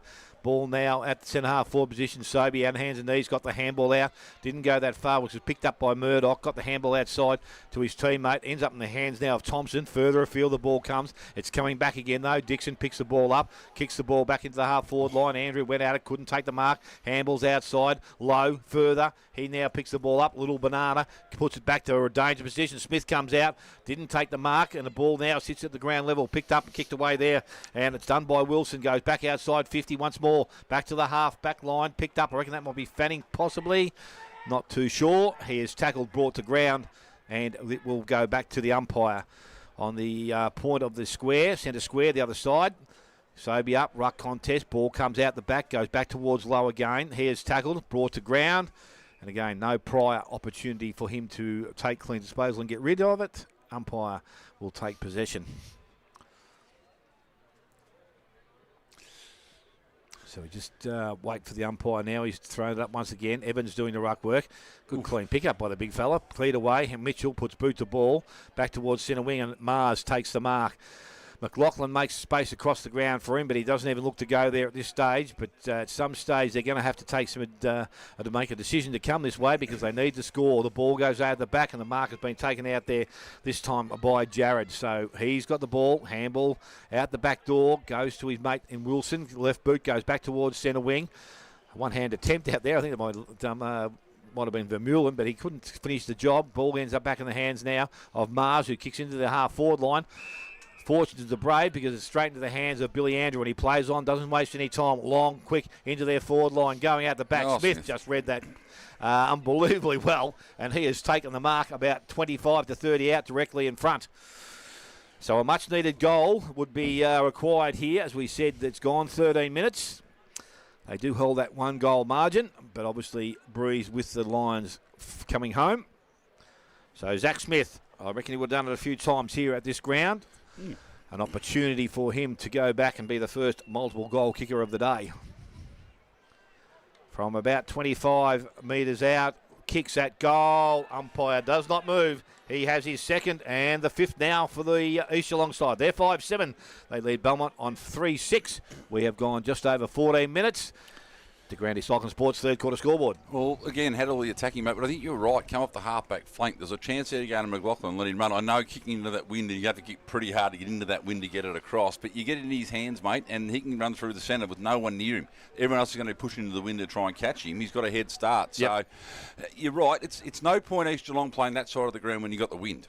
Because that's what Belmont wants. They just keep forcing the ball out, forcing the ball out, forcing the ball out. It's not any advantage to them at all. But anyway, they've got a 13-point margin here. 15 minutes about to tick over. The Grandy Cycling Sport third quarter. Ball in the air now. We have McKinnon versus Evans. McKinnon wins that one down. Ludbrook had it and lost it. Lowe comes through the other way. Throws the ball on the right foot quickly. Gets dumped after he kicked it. But nothing untoward there, the umpire said. Jared just taps the ball forward, but to no advantage. Handball comes out. Olsbrook runs onto it. Takes on the tackle. Is wrapped up. The umpire will say, you had for opportunity there. Coach, you tried the blind turn around it. So the free kick going to Corey Jared now of Belmont. He's sizing up his options, and I know what the options are going to be. Won't be coming across here to Mitchell, that's for certain. So he just drives it long down the defensive side. Samuelo in front here, reads it well, but coming across is Wilson, done a really good job. Wiley rode the pack well, kicks the ball long forward towards Wood. Wood taps it out to Marnie. Marnie can run now. He drives the ball down towards Ben Evans. Wind obviously holds it up. Evans and Lee. Lee punches the ball away towards the boundary line. Very good defence there. So, boundary line thrown right under the scoreboard here at St Albans Reserve. Far side of the ground. So, remember the players, been a tough job for everyone here today. The Water Boys can't get off the ground. They've been there that long. So the ball about to be thrown in. Of Evans and McKinnon. That's Jed. Evans in the ruck. He gets to the front. Neither one. It's a really good tap out. Marnie at the back can control it. And swings around. Handball's over his head to no one in particular, which is probably not the right option, but nearly worked out well. Anyway, picked up East Geelong. Forced forward, but smothered off the boot. Wrapped up in the tackle. Ball spills free. Umpires let that one go. McIntyre has it now. He's tackled and has been pinned for dropping the ball. So it wasn't. Yeah, it was McIntyre. We got lost in Wilson's boots there, the bright orange ones. So Wilson now for Belmont. True centre wing here, far side of the ground. Decides to play on and run and carry. Does. Not a great kick off the boot. You'd expect it to be pretty tough out there. Ball hits the ground. Coming through, picking up was Thompson, but he's wrapped up straight away. And we'll have a ball up, some 65, 70 metres out from the Belmont goal. They get one against the wind. It'll open up the game completely, Dale, come the final quarter. Yeah, no, that's they could buy one now. Spider be invaluable. So ball hits the deck. Umpire's going to come in, I'd say, and ball it up again. Big Evans comes across the top. Everyone stacks on top of him. Bit like Gulliver's Travels there, mate, with the little people tying him down.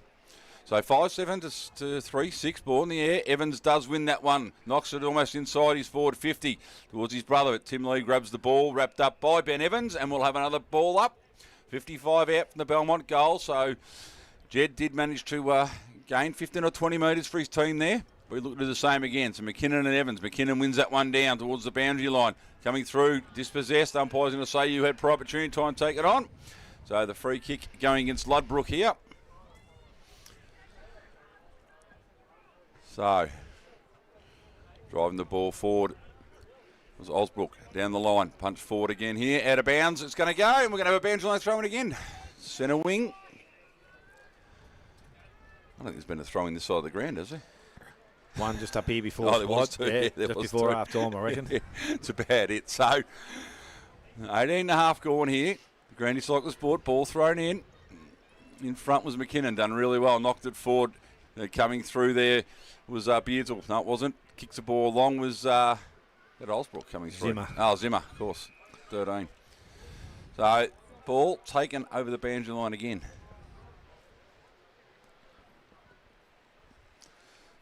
So not much happening on the far side of the ground.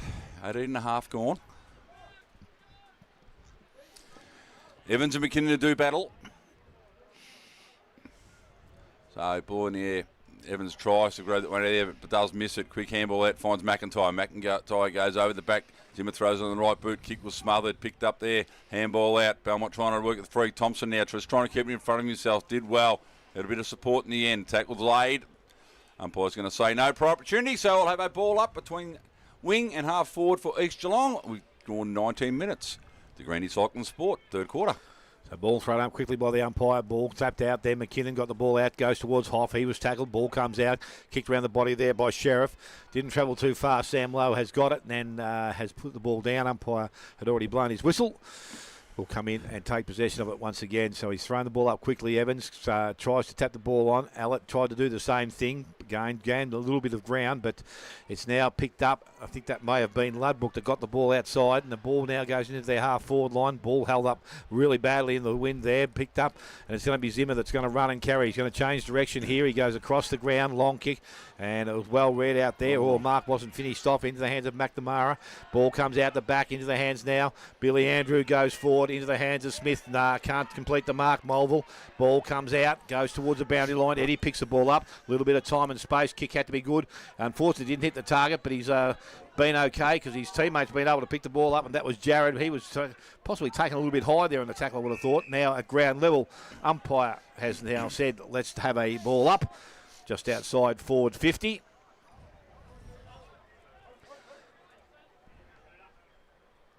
So ball with the umpire again. This time McKinnon gets the ball down. Andrew came through the contest, but again went in one side but couldn't get out the next. So there's going to have another throw up, which will take place. So the ball comes out. Osbrook has the ball again, tried to fend off, and umpire says, let's have it back. That's 50. He's pushed out by the big fellow, I think, maybe. Umpire was awake up to it. So the ball going back to Thompson now. So Thompson can bring the ball straight down this side of the ground. It doesn't happen too often, and probably that's why the kick wasn't all that great. The ball goes over the boundary line and it's gone over. We'll have an umpire to throw the ball in, and it's very close to where we sit here, which is ideal for us. So he's now waiting for the ruckman to get at the ball. Sobey's there. Hoosmar now back on the ground. Umpire throws the ball back into the play. Again, falling a little bit short, comes to the front of the contest. Osbrook goes after it. And again, umpire very quickly on that call. Didn't mess around, did he? No, didn't let it go at all. Again, ball out the back this time. Allett, little boot to ball was okay, effective into the hands now of Jennings, who kicked round the body, goes back towards their centre wing, picked up. Evans also very nicely did that with a bit of strength, kicks the ball into the half-forward line, coming through. Murdoch got the handball back inside. Evans once again, and that was Jack that got the ball forward. Now it sits about 30 out from goal. Oh, was that high? Yes, says the umpire. Very high. And a free kick will go to the Belmont Lions. Mitchell. As it was just back on the ground, actually he made his way forward. So he will go back now, Brad Mitchell, and have an opportunity here for a goal, which will close the margin back to a goal. Here's a player wide, uses him now, ball goes out, and it's in the hands of Nate Jennings, and he's now got the opportunity to finish the job for the Belmont Lions. Smart. Hand off the responsibility in this win, mate. Yeah, no, don't give him up inside the forward 50, mate. no, that's what I reckon. It's hard enough to get control of it. Poor kick doesn't help your spine, but again, he has improved him. He's only about 15 to 20 metres out. Comes in, kicks that goal. He's allowed for it. I'll tell you what. Wow, it's gone across. I'll tell you what. That has gone miles across. That looked like it started that perfectly. And the ball has gone out of bounds. Umpire said it's deliberate, and it will be a free kick going to the Belmont Lions. Boy, geez, it must have been that gap in the trees up there. It's just picked it up and just taken it. It's come over the shed there, mate, through the nets. So they put the ball quickly back into their forward line again, and coming in, Mark will be taken out there. Billy Andrew has read the ball pretty nicely in the breeze today. He's been good. I'll tell you what, he's going to be dangerous here. He's going to go across the ground. Kick has to be good. Interception there. Wood got the hand inside. Now needs to get rid of the ball. Got the handball out. Kept the ball alive. Did that pretty well. I think that might have been McPherson that had the ball then. Fed the ball forward, and there is a tackle laid, and that could be a dangerous tackle. That is a dangerous tackle. That's a bit of WWE, mate. Yes, it was like the old head first one there. I'm not too sure it came off worse. I think the tackler came off worse than the tacklee. Hasn't moved. He's sitting. He's up. He's up, but he's just yes, he's taking it out of the sails, I would think. Dixon's are going to be the recipient of the free kick. So he's telling everybody he's going to go long, and he's going to go pretty much straight down the line. Umpire says play on now. Kick wasn't great. Lowe didn't take the ball well. Coming through was Sheriff. Again, he had it and lost it. Crombie's on hands and knees. Players now converge, and it will be a ball up. So we tick over 24 minutes. Third quarter, 5-7 to East Geelong, 3-6 to the Belmont Lions. Umpire's just blowing a big whistle there. I'm not sure what. Has it been a blood rule, I reckon? Yeah, it has. Blood rule there. It was Jennings who was the one who laid that tackle. So I reckon he might maybe got a stray shoulder or something, Dale, when he laid it. Or maybe the boot when he put the suplex in. So just waiting for him to vacate the ground. There's no hurry. Absolutely no hurry. Now, this is the umpires that take control and say, get off the ground, hurry up. You know, you can't just be walking holding the game up. So... Anyway, ball in the air now. Belmont got 19 on the ground, but anyway, comes over the top, comes to ground. Umpire says no. Things getting a bit willing out there. There's a few tempers being frayed. Suppose that happens when you've had 38,000 ball ups, mate, and you get in close contact with each other. So in the air again, Hootsman over. Hootsman just grabs it out, throws it on the boot. The inside out Torp. Gains inside about 40 metres. Ball spills free, comes out wild, he picks it up, tries to break 1 and 2. He's gone. Has to be. He was gone. Tried to break the first one. The second one's a bit different. So, free kick now. Leave a bit of pressure. Belmont have had the ball in their forward line for a few minutes. Comes toward Ezard. Ezard just uncontested takes a mark on his chest. Now he's going to go to the dead side of the ground by the look of it. That's where it's headed. So, the race is on here between Mars and Mitchell. Both... covering the ground pretty quickly there, but I reckon the boundary line might beat them all. The wind's picked it up and has taken it out. And that is, to me, a horrible kick and a horrible decision to do that, because now that sets it up for Belmont, 26 minutes into the third quarter. Put in the dead pocket when you're better off going in a one-on-one. Anyway, ball to be thrown back in. Sobey makes his way over. He and Hootsman do battle again. Ball thrown in. Sobey in front, wins the tap down. Punch back the other way, but only goes as far as Sobey's. Sobey's quick kick, not effective. Anyway, lands in the hands of Mitchell. Mitchell throws on the right boot, goes in towards Wilson. Wilson done well, tapped it over. Wiley out the ball. Throws it on the right boot, kicks it as far as he can. It's about 18 metres. Coming through was Marnie. He was taken off the ball there, but the ball now spills free. Hoff has a chance. Throws it on the boot nice and quickly. Got the one-on-ones down there. Good work by Jarrett at the back. Brought the ball to ground. Ball now, Belmont running it out towards Wilson. The ball's going to find the boundary line, and we'll have another boundary line throw in. As I said, mate, if Ezard had gone down, wouldn't be out there now, would we? We might be, but the chances are probably not. Anyway, Sobey and Hootsman do battle. We've gone 27 minutes. The Grandy Cycling Sport third quarter here. Hootsman wins that one down. It gets through the hands of Lowe, but not through McPherson. He does well. Gets a handball further afield. Mars comes the other way. Can't pick it up.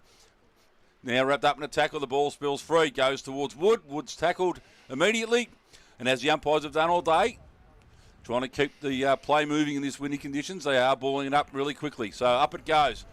Sobey wins that one, just taps it over his head. Picked up there, handball forward by Hootsman, only as far as Lowe. Lowe's left foot kick smothered. Wiley does well, gets it, handball up to Allett. Allett running through, tackled immediately. Through centre wing, we'll have another ball up. Said East Geelong 5, 7:37, leading Belmont Lions 3-6-24, and we've gone 28 minutes. Third quarter here. So, Sobey wins that one hand towards McIntyre. Hoff has the ball in his hands now, but he's wrapped up in a tackle, brought to ground. Players again going nowhere. Umpire's going to come in and have another ball up. So, umpire throw it up now. Hootsman and Sobey. Hootsman wins that one down very, very convincingly. But quick pick up there. Pushed out in front. Coming through was Crombie, but he was beaten to away with first and done really, really well. Turns on the right foot, drives it defensive side of the ground again. I suppose, why wouldn't you? Hootsman and Sobey go at it. Mitchell done well, controlled the footy, but it's dispossessed in the end. Sobey gets a quick handball out. Driven forward here by East Geelong. Ball bounces back over. Punched away there by Flintoff. Ball now wrapped up in a tackle. Going nowhere. And we'll have another ball up. 55 out from the East Geelong goal. Nearly 29 minutes gone here. Third quarter. Ball hits the deck. McIntyre picks it up. He's wrapped up straight away. Umpire says we'll have another go at this. They have sore arms by now, mate, the umpires. Yeah, no, they've worked their coop today, Spider. Oh, Popeye forearms the way they're going. Anyway, ball in the air now. Sobey wins that one, but really ineffectual. So we'll have another pack form and we'll have another ball up. With what's been kicked, one goal two for the quarter, mate. You can't think there'd be that much time on. The others are gone just over 30, so it might be too far away. Sammy Lowe roves that one out, throws on the left boot, and has pretty much put that one into the netball courts this time. So that'll add another minute to the quarter. Yep. 13 points. Belmont will be very happy with this quarter, I would have thought, Dale. Oh, look, Spot, as I said, I think East Geelong might be a goal short of where they would want to be, maybe a couple, but if they can get a late one, that would be okay. But Belmont extremely pleased with where they are at this stage. 2 kicks behind, and as I said, depends on how they play this last quarter. Ball in now, and it's going to be kicked long. Goes back out towards the half-back line. In front, Mark not taken. McIntyre tried to pick it up at ground level, did so, and was tackled very quickly. And the umpire will come in. So it was Wilson that actually had the kick in from that back pocket.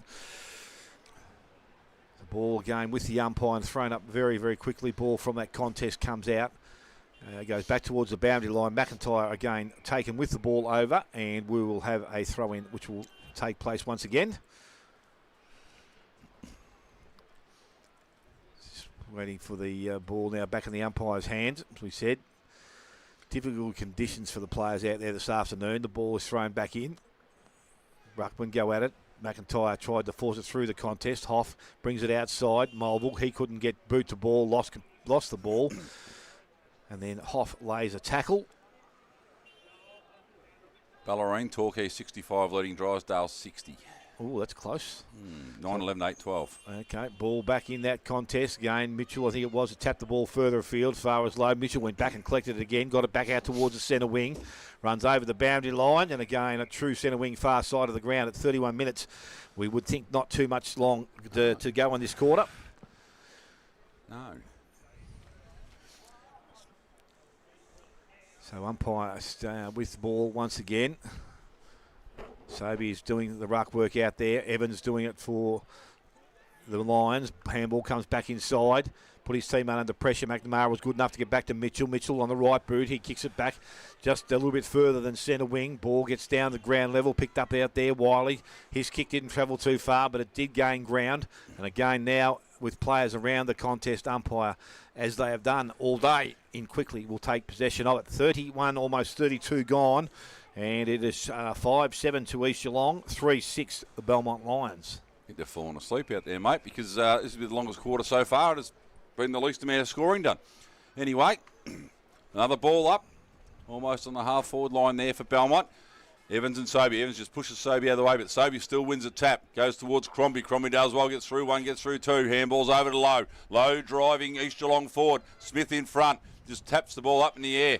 Another punch forward there. Ball lands on the ground now. Picked up quickly. Can't get break free. Couple of tacklers, and we'll have another ball up. So, 32 and a half ticked over here now. De Grandy Cycling Sport, third quarter. Ball in the air quickly. Hootsman gets to the front, but Sobey reaches over the top, taps it down towards Hoff. Hoff's wrapped up really quickly. Brought to ground. Umpire says, I'm in now. I don't mind it, Dale. They are trying to move the game forward, knowing it's going to be congested, but it's not working. No. So ball in the air again. Hootsman and Sobey. Hootsman wins that one. Only as far as McIntyre. Goes right foot. Doesn't go as far as he would have wanted it to. Picked up there. Now Osbrook goes through the other way. Drives it forward towards Ezard. Jarrod did well. Brought it to ground. Wilson now picks it up. Turn of speed. Handballs to himself. He's held without the ball then, but umpire said no. Well, let it go. He was going to have a bounce there, but decided that handball it instead to Kevin Bartlett, and probably got grabbed after he got rid of the ball. But anyway, Ticky Touchwood's ones don't really matter. Ball back in the air again. Hootsman does win that one down towards the boundary line. Thompson over the top of it, can't control it. Ball knocked out away from him, and we will have a boundary line throw in. We have gone 33 and a half minutes. Maybe they've fallen asleep in the box there, Dale. Yes. So ball in.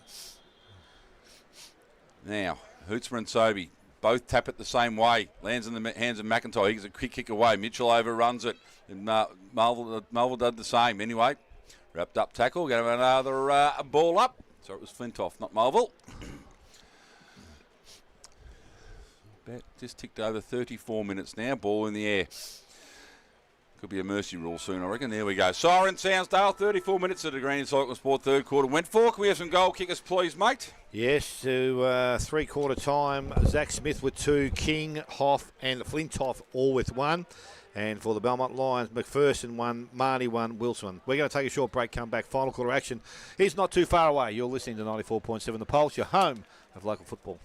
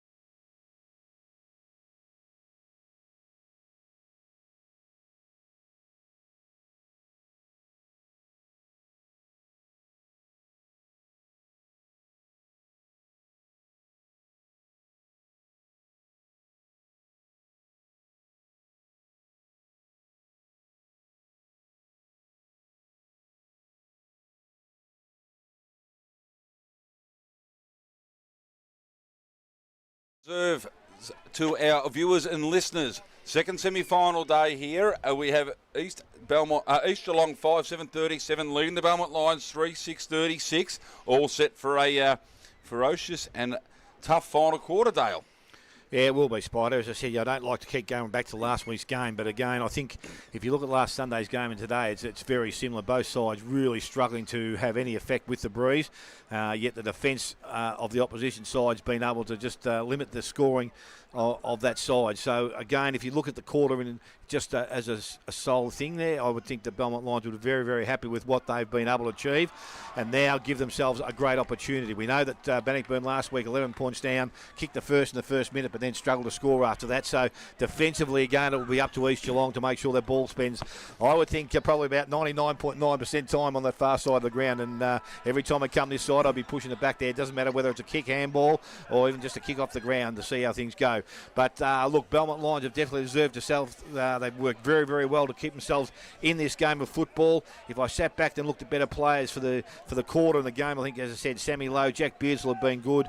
Sammy King was good. He sort of faded a little bit. Zach Smith, he's the only multiple goal kicker on the ground. He does find space. Billy Andrew, I think, has been a very good player for the East Geelong side today. Zimmer's shown a bit of pace. Dixon's been good across half back. Sobey, the big fella's got himself involved in the game. Haven't Corn Fanning too much in the game. And McIntyre, as you know, is trying to lift his side from a captain's point of view. I thought Ladbrook's done okay. Thompson and Mitchell, I keep saying Michelle, I don't know why they don't put a T in there. He's been good. Jared defended pretty well in that quarter for the Belmont Lions. Allett, again, hasn't got himself involved like he did the other week. Marnie's got a few touches, and I say this, if they can get the ball in his hand, he's a kid with quality. I think that's the way they need to go. And obviously, we'd like to see Benny McPherson. He kicked a couple of goals against North Geelong earlier in the season, so we'd like to see him get involved. There's a few other players down there that are probably a little bit quiet today. Wilson was probably one of their better players, I thought, for the Belmont Lions during that quarter. Him and Eddie have been very good. Yep. So here we are. We're 30 minutes away from a side playing in a grand final in a fortnight's time. Who will it be? Well, the answer will come up in about 30-something minutes, I would think. Who knows? Yeah. With 34 the last one. Yeah, we had one goal, something scored in that quarter, went for 34. So it's very interesting to see what will happen here. Umpires now standing back and waiting. Ludbrook, as he obviously played a fair bit of footy this season, but I know I gave him votes in the game, I think last year, Spider, but he's been pretty good in around the contest this afternoon. So ball, umpire is there and he's thrown it up. Ball comes out, McIntyre tries to forward, goes to Andrews, but Ludbrook got the ball out into the hands there of Jennings. Quick kicks into the half-forward line. Coming through is Vermeulen. Couldn't pick it up clean the first time. Went back, got it the second. Into the hands of McPherson. Kicks into the forward line. Nearly. Ball hits the ground. Allett picks up, kicks that goal. Allett kicks the goal. Very early, less than 25 seconds, as the Bannockburn Tigers did last week. And he has got himself up and about. And the fourth goal for Belmont Lions. They are 4-6. They trail East Geelong 5-7. As I said, only 37 seconds gone, final quarter. Well, Dale, that's what you said last week. Bannockburn did the same thing. Left Fulton one out, went long, went bang, kicked the goal, and then couldn't score after that. Let's see what happens to the Belmont now. But in then Vermeulen and Beardsley, they just battled away. Old teammates here from St Albans battled away. Vermeulen got the better of it. Owen McPherson kicked the ball long, away they went.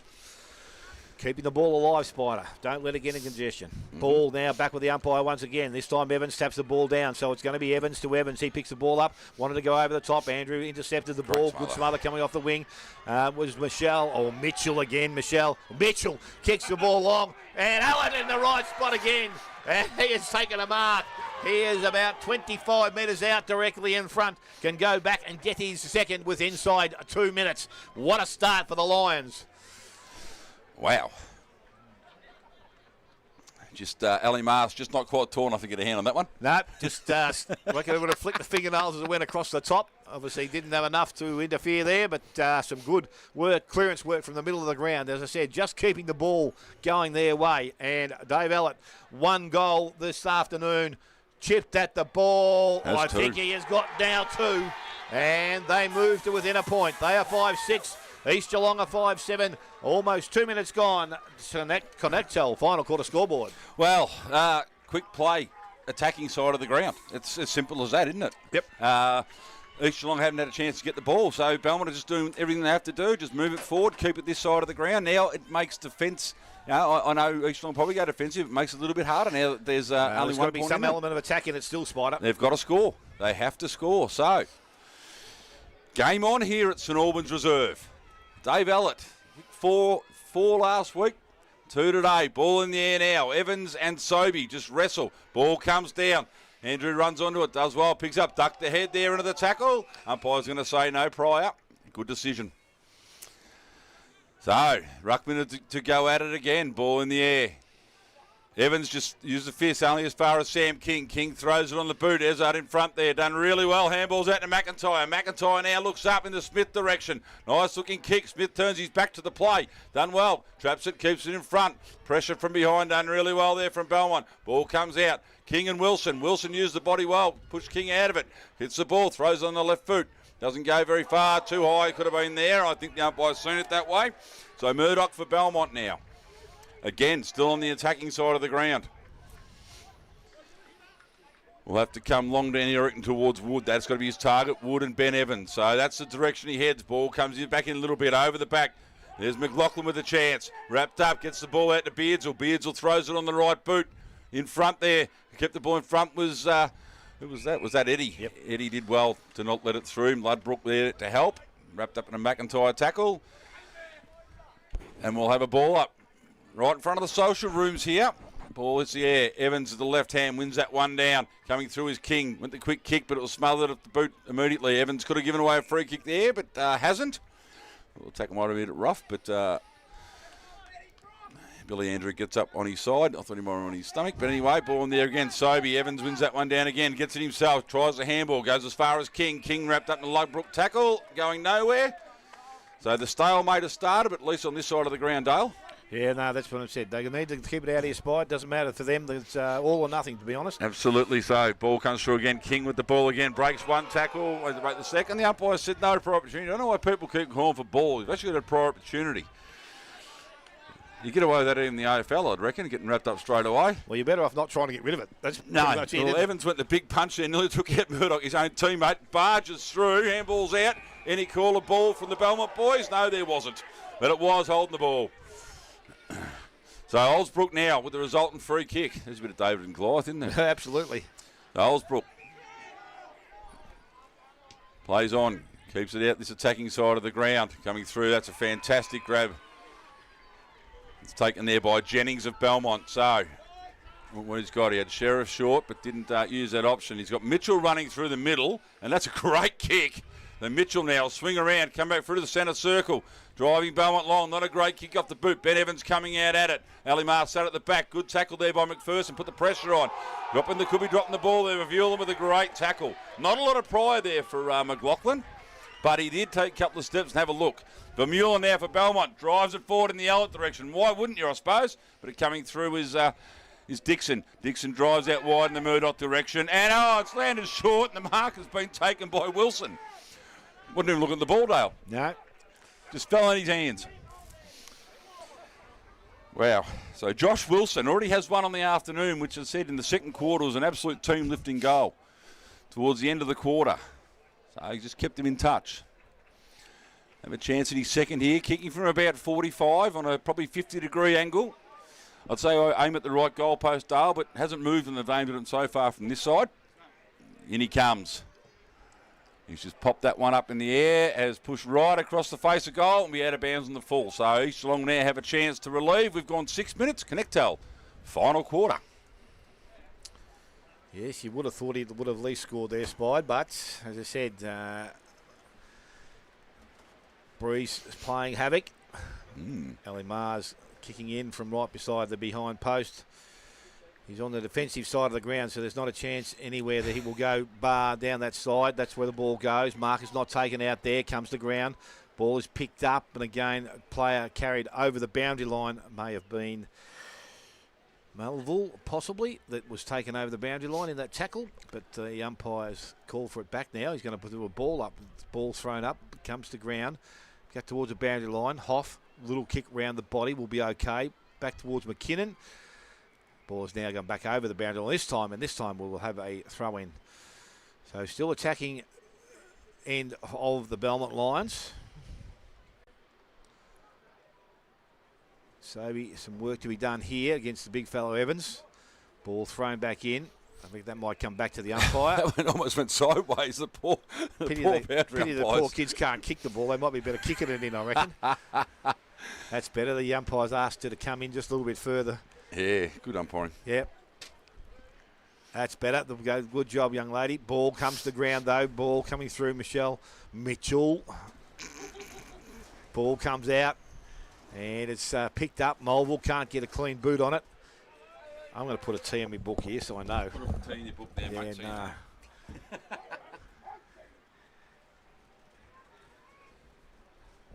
So again, back with the umpire. Ball thrown up again. Sobey this time knocks the ball back towards centre wing. Eddie picks the ball up. Little boot to ball's okay. Went wide though.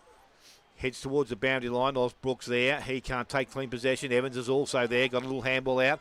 Missed Mitchell. Unfortunately, couldn't stay on his feet. Picked up by Beardsall. He's tackled very quickly. And again, no prior opportunity there. 1 point's a big margin to defend for the next 22 minutes odds. So they're going to have to get the ball and run it and go quickly. So ball from that contest. Low picks the ball up. Tackled again. Umpire back with the ball. So not so much of that keeps happening, Dale. We'll just have 28 ball ups. At 8.5 minutes gone, Spider. It is 5-7 East Geelong. They lead the Belmont Lions 5-6. So ball in the air now. Legs away, comes through Mitchell. Mitchell breaks out, drives it in short to that man Allen again, who takes another grab.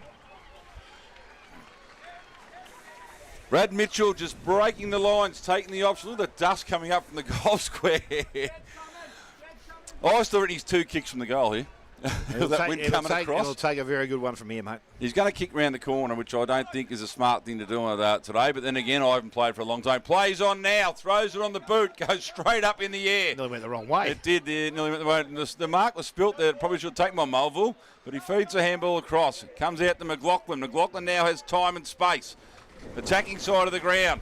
Good little kick there. Zimmer nearly made a meal of it, but took the mark in the end. So Lachlan Zimmer still inside defensive 50 here for East Geelong. Hope the cameraman's got a still hand out there. Oh, he need to rope it down. So Zimmer plays on, dangerous. goes across. Mitchell gets there, makes a contest of it, but 2-on-1. McIntyre gets in to help out Lee. Does well. Swings back that left foot.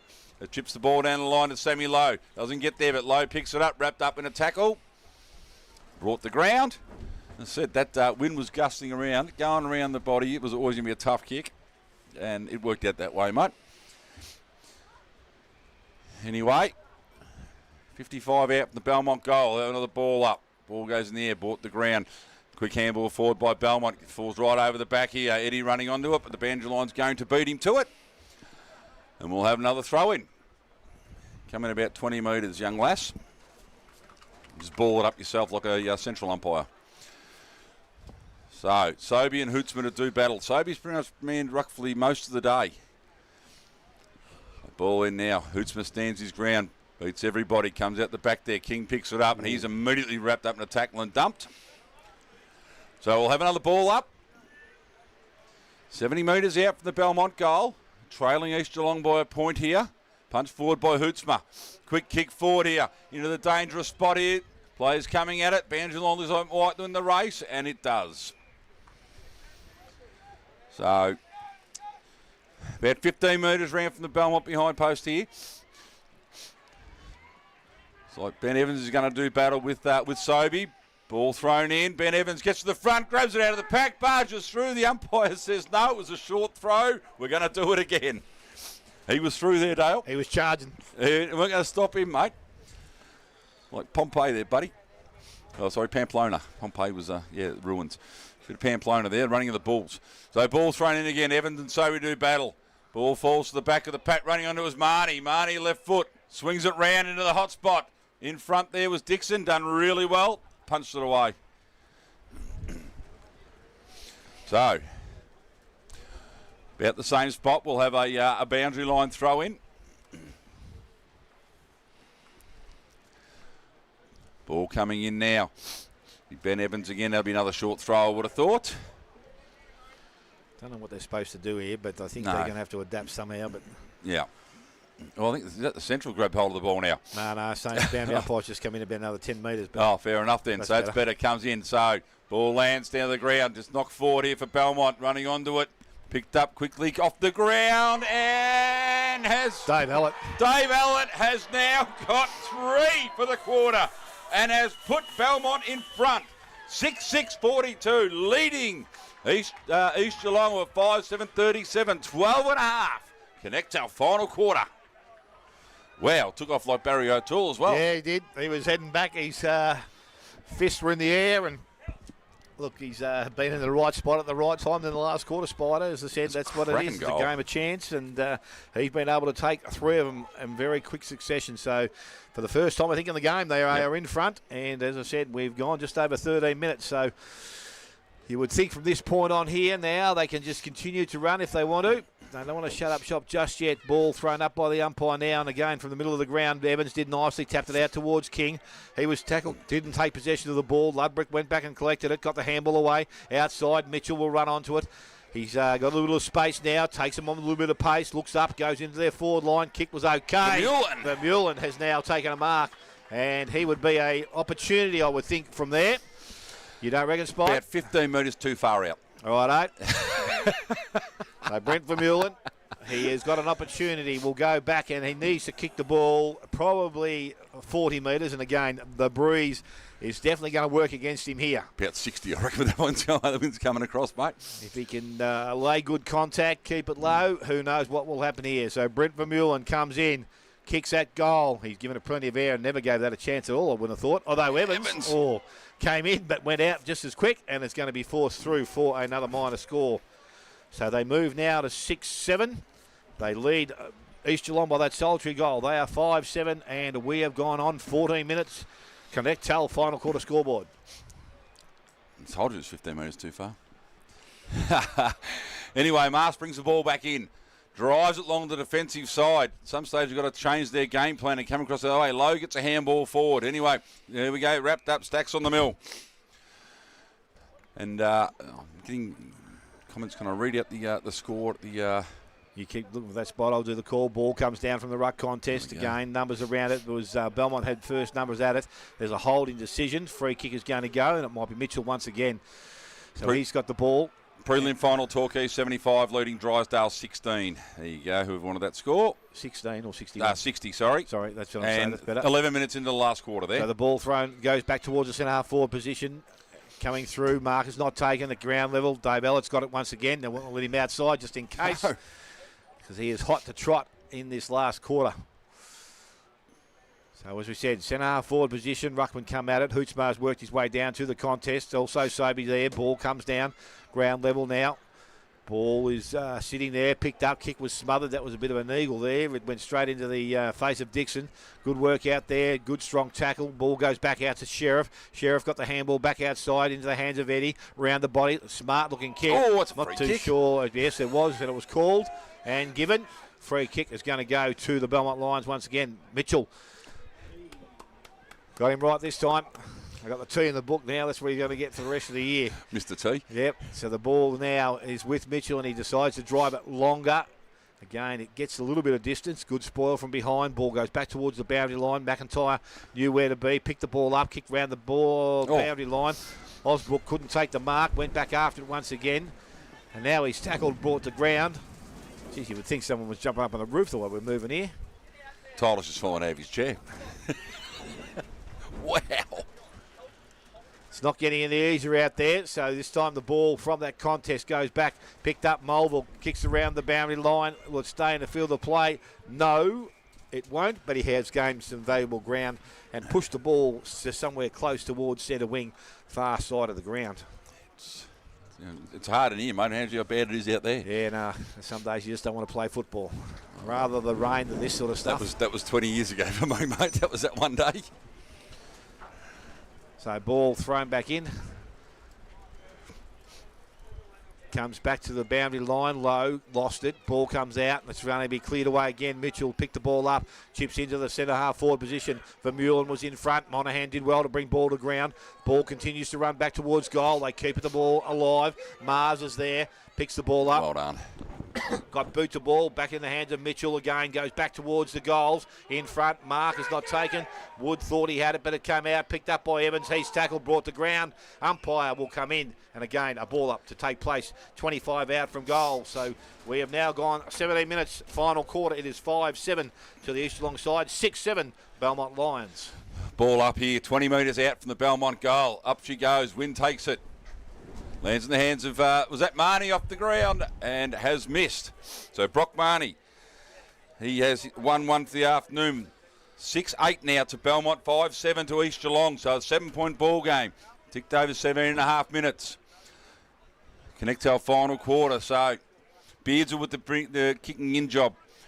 Sam King gives him a lead to this side, but he's going to ignore that and just drive it long down to the defensive side. Wynn gets hold of it, does. Sobey gets in front and takes a fantastic grab. So Jacob Sobey, who's battled really hard all day, just on defensive 50 here, looking at options down the ground. So just pops one up in the air and it's going to blow back to him, I reckon, mate. It's going to bounce the other way. It's going to go out of bounds. Hootsman taps it over very cleverly to Mitchell again. Great kick in the middle there. Ball gets over the top. Evans versus Lee at the back. Running through is Wiley. Gets through the tackle, but it's taken out of bounds. Great desperate effort there by Tim Lee just to force him out, mate. He gets through. That could almost be the sealer. I'd almost call it that early. I can't understand a change here. When the ball's in their forward line, you've got two blokes coming off the ground and leave them too short in the fence. Yeah, I don't. That doesn't fathom with me. No, I don't understand that either, mate. I know you've got to have time and all that sort of stuff, but... So Ben Evans in front, taps the ball down, wraps up King in a great tackle. I don't get the whole rotation thing, mate. That's probably why I don't coach or anything like that. I couldn't do it. I just commentate. So, 30 metres out from the Belmont goal. Maybe 35. Ball thrown up in the air. Ben Evans and Sobey both push each other out of the way. Beards will come over the top, tried to get a punch out of it, but didn't work. Wrapped up here. So, valuable time being taken off the clock. 19 minutes. Connectel final quarter here. 7-point margin to the Belmont Lions. Courtesy of 30 players in the Belmont 50. Yeah, absolutely. Courtesy of a Dave Ellett 3-goal burst so far. That was Marnie kicked the ball forward. There's that man Allen again. Great handball over the top. Only players home here for East Geelong. The umpire, probably a better result there getting the ball in, mate, than running through for a rush behind. Yeah, probably a clean pickup would have been better. Yeah, well, you had two on none. You should have actually been talking and picked it up. So the ball going to be thrown in next to the behind post here. Here it goes. Yeah, could blow in through for a goal. Ball in the air. Sobey wins that one down. Only as far as Murdoch, who sends the ball over to the old toilet block there. So we'll have a free kick to Beardsall. Well, probably forced him to bring it this side, doesn't it? Pretty much. Really? So Beardsall now. Calling off the TV. I've got that blind spot here, mate, where I can't see. Some stage they need to bite the bullet, I think. So this might be the opportunity to bite it. They've got to, mate. 20 minutes gone, connect to our final quarter. You've really got no choice but to bite the bullet now. They've got to kick 2 goals. Well, 1 goal, 1. And is it time on here? Oh, don't know, mate. I know the grand final's definitely time on. Anyway, just waiting for the ball to be returned. It's come back from the Buckley's car park. So Beards are with the ball now. Players have gathered to this side, mate, so maybe that is the chance. So the ball coming long down the line. Pack form's going to be a free kick for a push in the back there. Umpire didn't see it, so we'll have a ball up on the 50-metre line. Belmont's attacking zone, and this is the side of the ground they want to be on. The ball goes up in the air. Evans in front, just taps it down to his brother who was coming through, but he's wrapped up by 2-3 East Geelong players. So we've gained about 1.5 metres here. Up in the air again. So Evans wins that one down again as well. Thompson dispossessed. McLaughlin goes to go through, but he's wrapped up. King does the same. Gets a handball out only as far as Wilson. Wilson goes forward. Gets over the back. Right over the back here. Picked up there and off by Dixon. He drives it long defensive side. 3-on-1 out there to Belmont, but McLaughlin did really well, but Mitchell comes through the other way. Throws it on the right foot. Fanning stands his ground and takes the mark. 30 metres out. Still got to look at coming this way, I would have thought. But no, going to go the defensive side of the ground again. It adds 3 kicks to what you got to do. Evans gets up in front and takes a very strong mark, and he'll take his time. Belmont can chip around that side of the ground all day now if they like, Dale.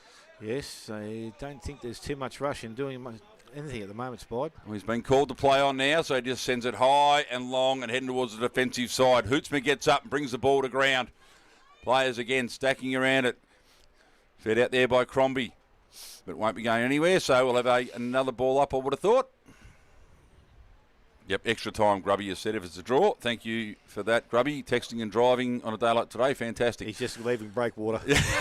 Ball in the air, comes over the top. Allett does well, grabs it, brings it to ground. Sorry, Wood does it well, grabs it, brings it to ground. So we'll have another ball up here.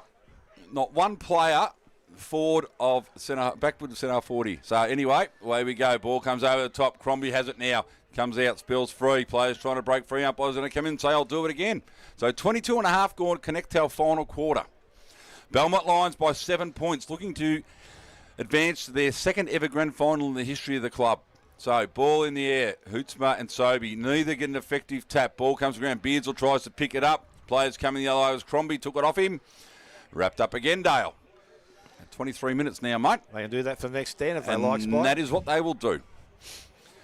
So up in the air again. Sobey wins that one down again towards Andrew. He can't take it. Ball. It finally comes out of the pack. Thompson has it now, but he's wrapped up straight away. And Belmont are so disappointed by this happening at the moment. As I said, 2 grand finals in their history, mate, and that's it. So looking to advance to their second.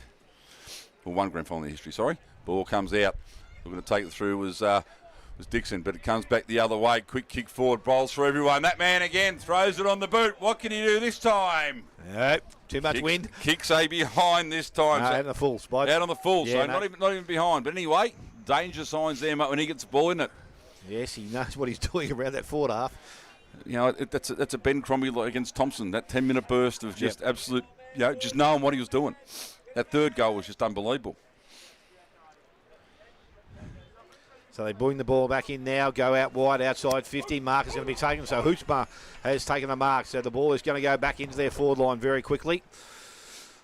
So Hootsma, I'm not too sure whether he thinks he can kick the distance, but he's a braver man than me to think he can. Take me 30 seconds, mate. Yeah, well, as I said, there's no time to rush. There's no need to go rushing, I suppose. He can just load up and get the ball into their forward line, put it where it's dangerous. Hope someone can do the same thing. Take a mark. Ball is up there. Ball is drifted across. Hoff's able to knock the ball further afield, and it goes over the boundary line. And we will have another throw in from that point.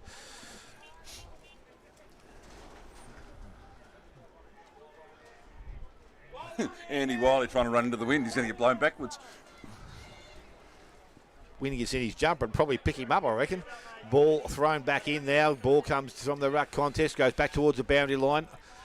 Picked up, and it will be taken over there. Brock Marnie will see it over.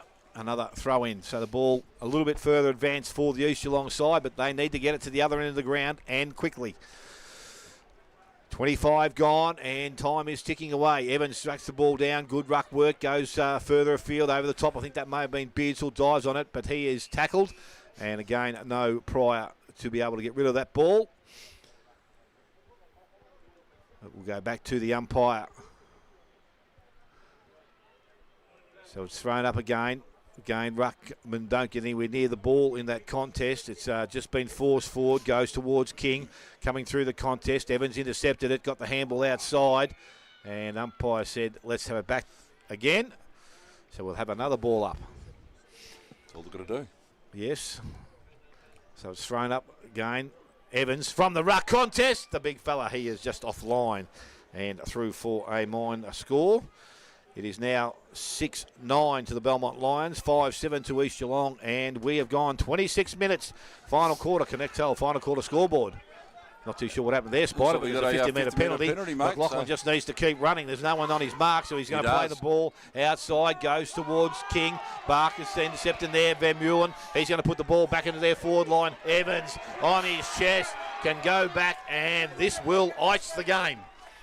Take his 30 seconds, mate, and more. Yes, till the umpire says he needs to kick the ball. Until someone comes at him. So again, it is hard. I understand that with the run, but they did the right thing. They tried to bring it to the right side of the ground. Unfortunately, the kick just didn't hit the target, and the ball has been carried down the other end.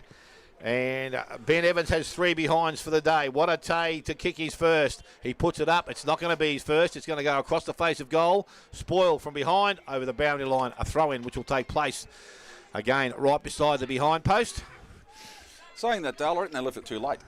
Honestly, to take the chance. They should take the chance I 5 don't minutes know ago. whether they've been actually able to get the ball outside. That's been their biggest issue because True. Belmont have just been able to hold things up. So they played the quarter as they should, I suppose, got themselves in front and then play some negative football. Free kick has come out of the ruck contest. It's going to go to McKinnon. He's going to bring the ball across the ground. Oh, gee, I tell you what, that was dangerous, but it's just hit the target. McLaughlin doesn't waste any time. He goes straight up the ground. In front, Marcus not taken again. King's there. Ball between his legs. He's trying to pick it up, but it went backwards. And now it's going to be a ball up. So we'll have a ball up in between the centre square and the half or the forward line. Ball is thrown up again. Evans just taps the ball down, goes to Hoff. Didn't take clean possession of it. Murdoch's up over the top of the ball and tackled. And again, with no prior with that ball coming out of that hole. It's done again. Ball up again. This time Evans taps the ball down. McPherson puts boot to ball, puts it back into their forward line, gets over the top. Dangerous again. Evans did nicely, picks the ball up, wants to go on the left boot, does so, and puts his fist in the air. That is it. Game over. Ben Evans is first, and the Belmont Lions 7th. They are 7-9. They lead East Geelong 5-7, and we tick towards 28 minutes. The Connect-Tel final quarter scoreboard. Wow, what can you say, mate? You said about 2 minutes ago, what a great time to kick his first. He turned around on the left, on the run. Great strength. Threw it on the boot and have to be close to him and Allett there. Probably goals, fighting for goal of the day towards the end of the game. So, Yes. Belmont Lions, by the look of things now, will advance to the second grand final in the club's 50-something or 60-year history. So, amazing, amazing tale here. Just have played fantastic footy this quarter, haven't they? Look, it's probably something that no side's been able to do. They haven't actually. They've only kicked they kicked 4 goals. So yeah, they've kicked 3 for the game and kicked 4 in the last quarter. So Kicked four. probably the best use of the wind in the whole day. 4-3 in the last quarter. And East Geelong kicked 4 in the first. So Yep. So ball back in the middle now. Evans versus McKinnon. Evans just slaps it forward to his brother, who turns around, throws it on the boot, inside out, tumbling punt there, coming through Vermeulen, can't take it with him. It falls in the hands of Mars, who drives it out here, side of the attacking side of the ground. Ball bounces back over the top. Jennings comes through. Did really well there to Sheriff. Sheriff just sends Belmont back into attack. Pack forwards, brought down by Hootsma. At the back, Monaghan done really well. Picked it up. It comes out here towards Beardsall. Will it get there? Goes over his head. Vermeulen leads in the race. Handball back to McPherson. McPherson round 1, round 2. Then just handballs it back over, heading towards Evans. Evans does well, picks it up, handball across Ludbrook. Could have thrown it on the boot, but didn't. Blaze wrapped up in a tackle now. 29.5 gone here, Connect-Tel final quarter. I think Evans is moving like you and me, Spider. I reckon he's probably still a little bit in front of us, mate. Not much, though, not much. Ball in the air. As you said, Evans down, he punches the ball forward. Coming through Olsbrook. Olsbrook drives it across goal here. Fanning leads in the race, the ball. Hoots there with him. Ball, of course, beat the Banjo beats everyone, as it has done most of the day. So, 14 points the margin here. At this stage.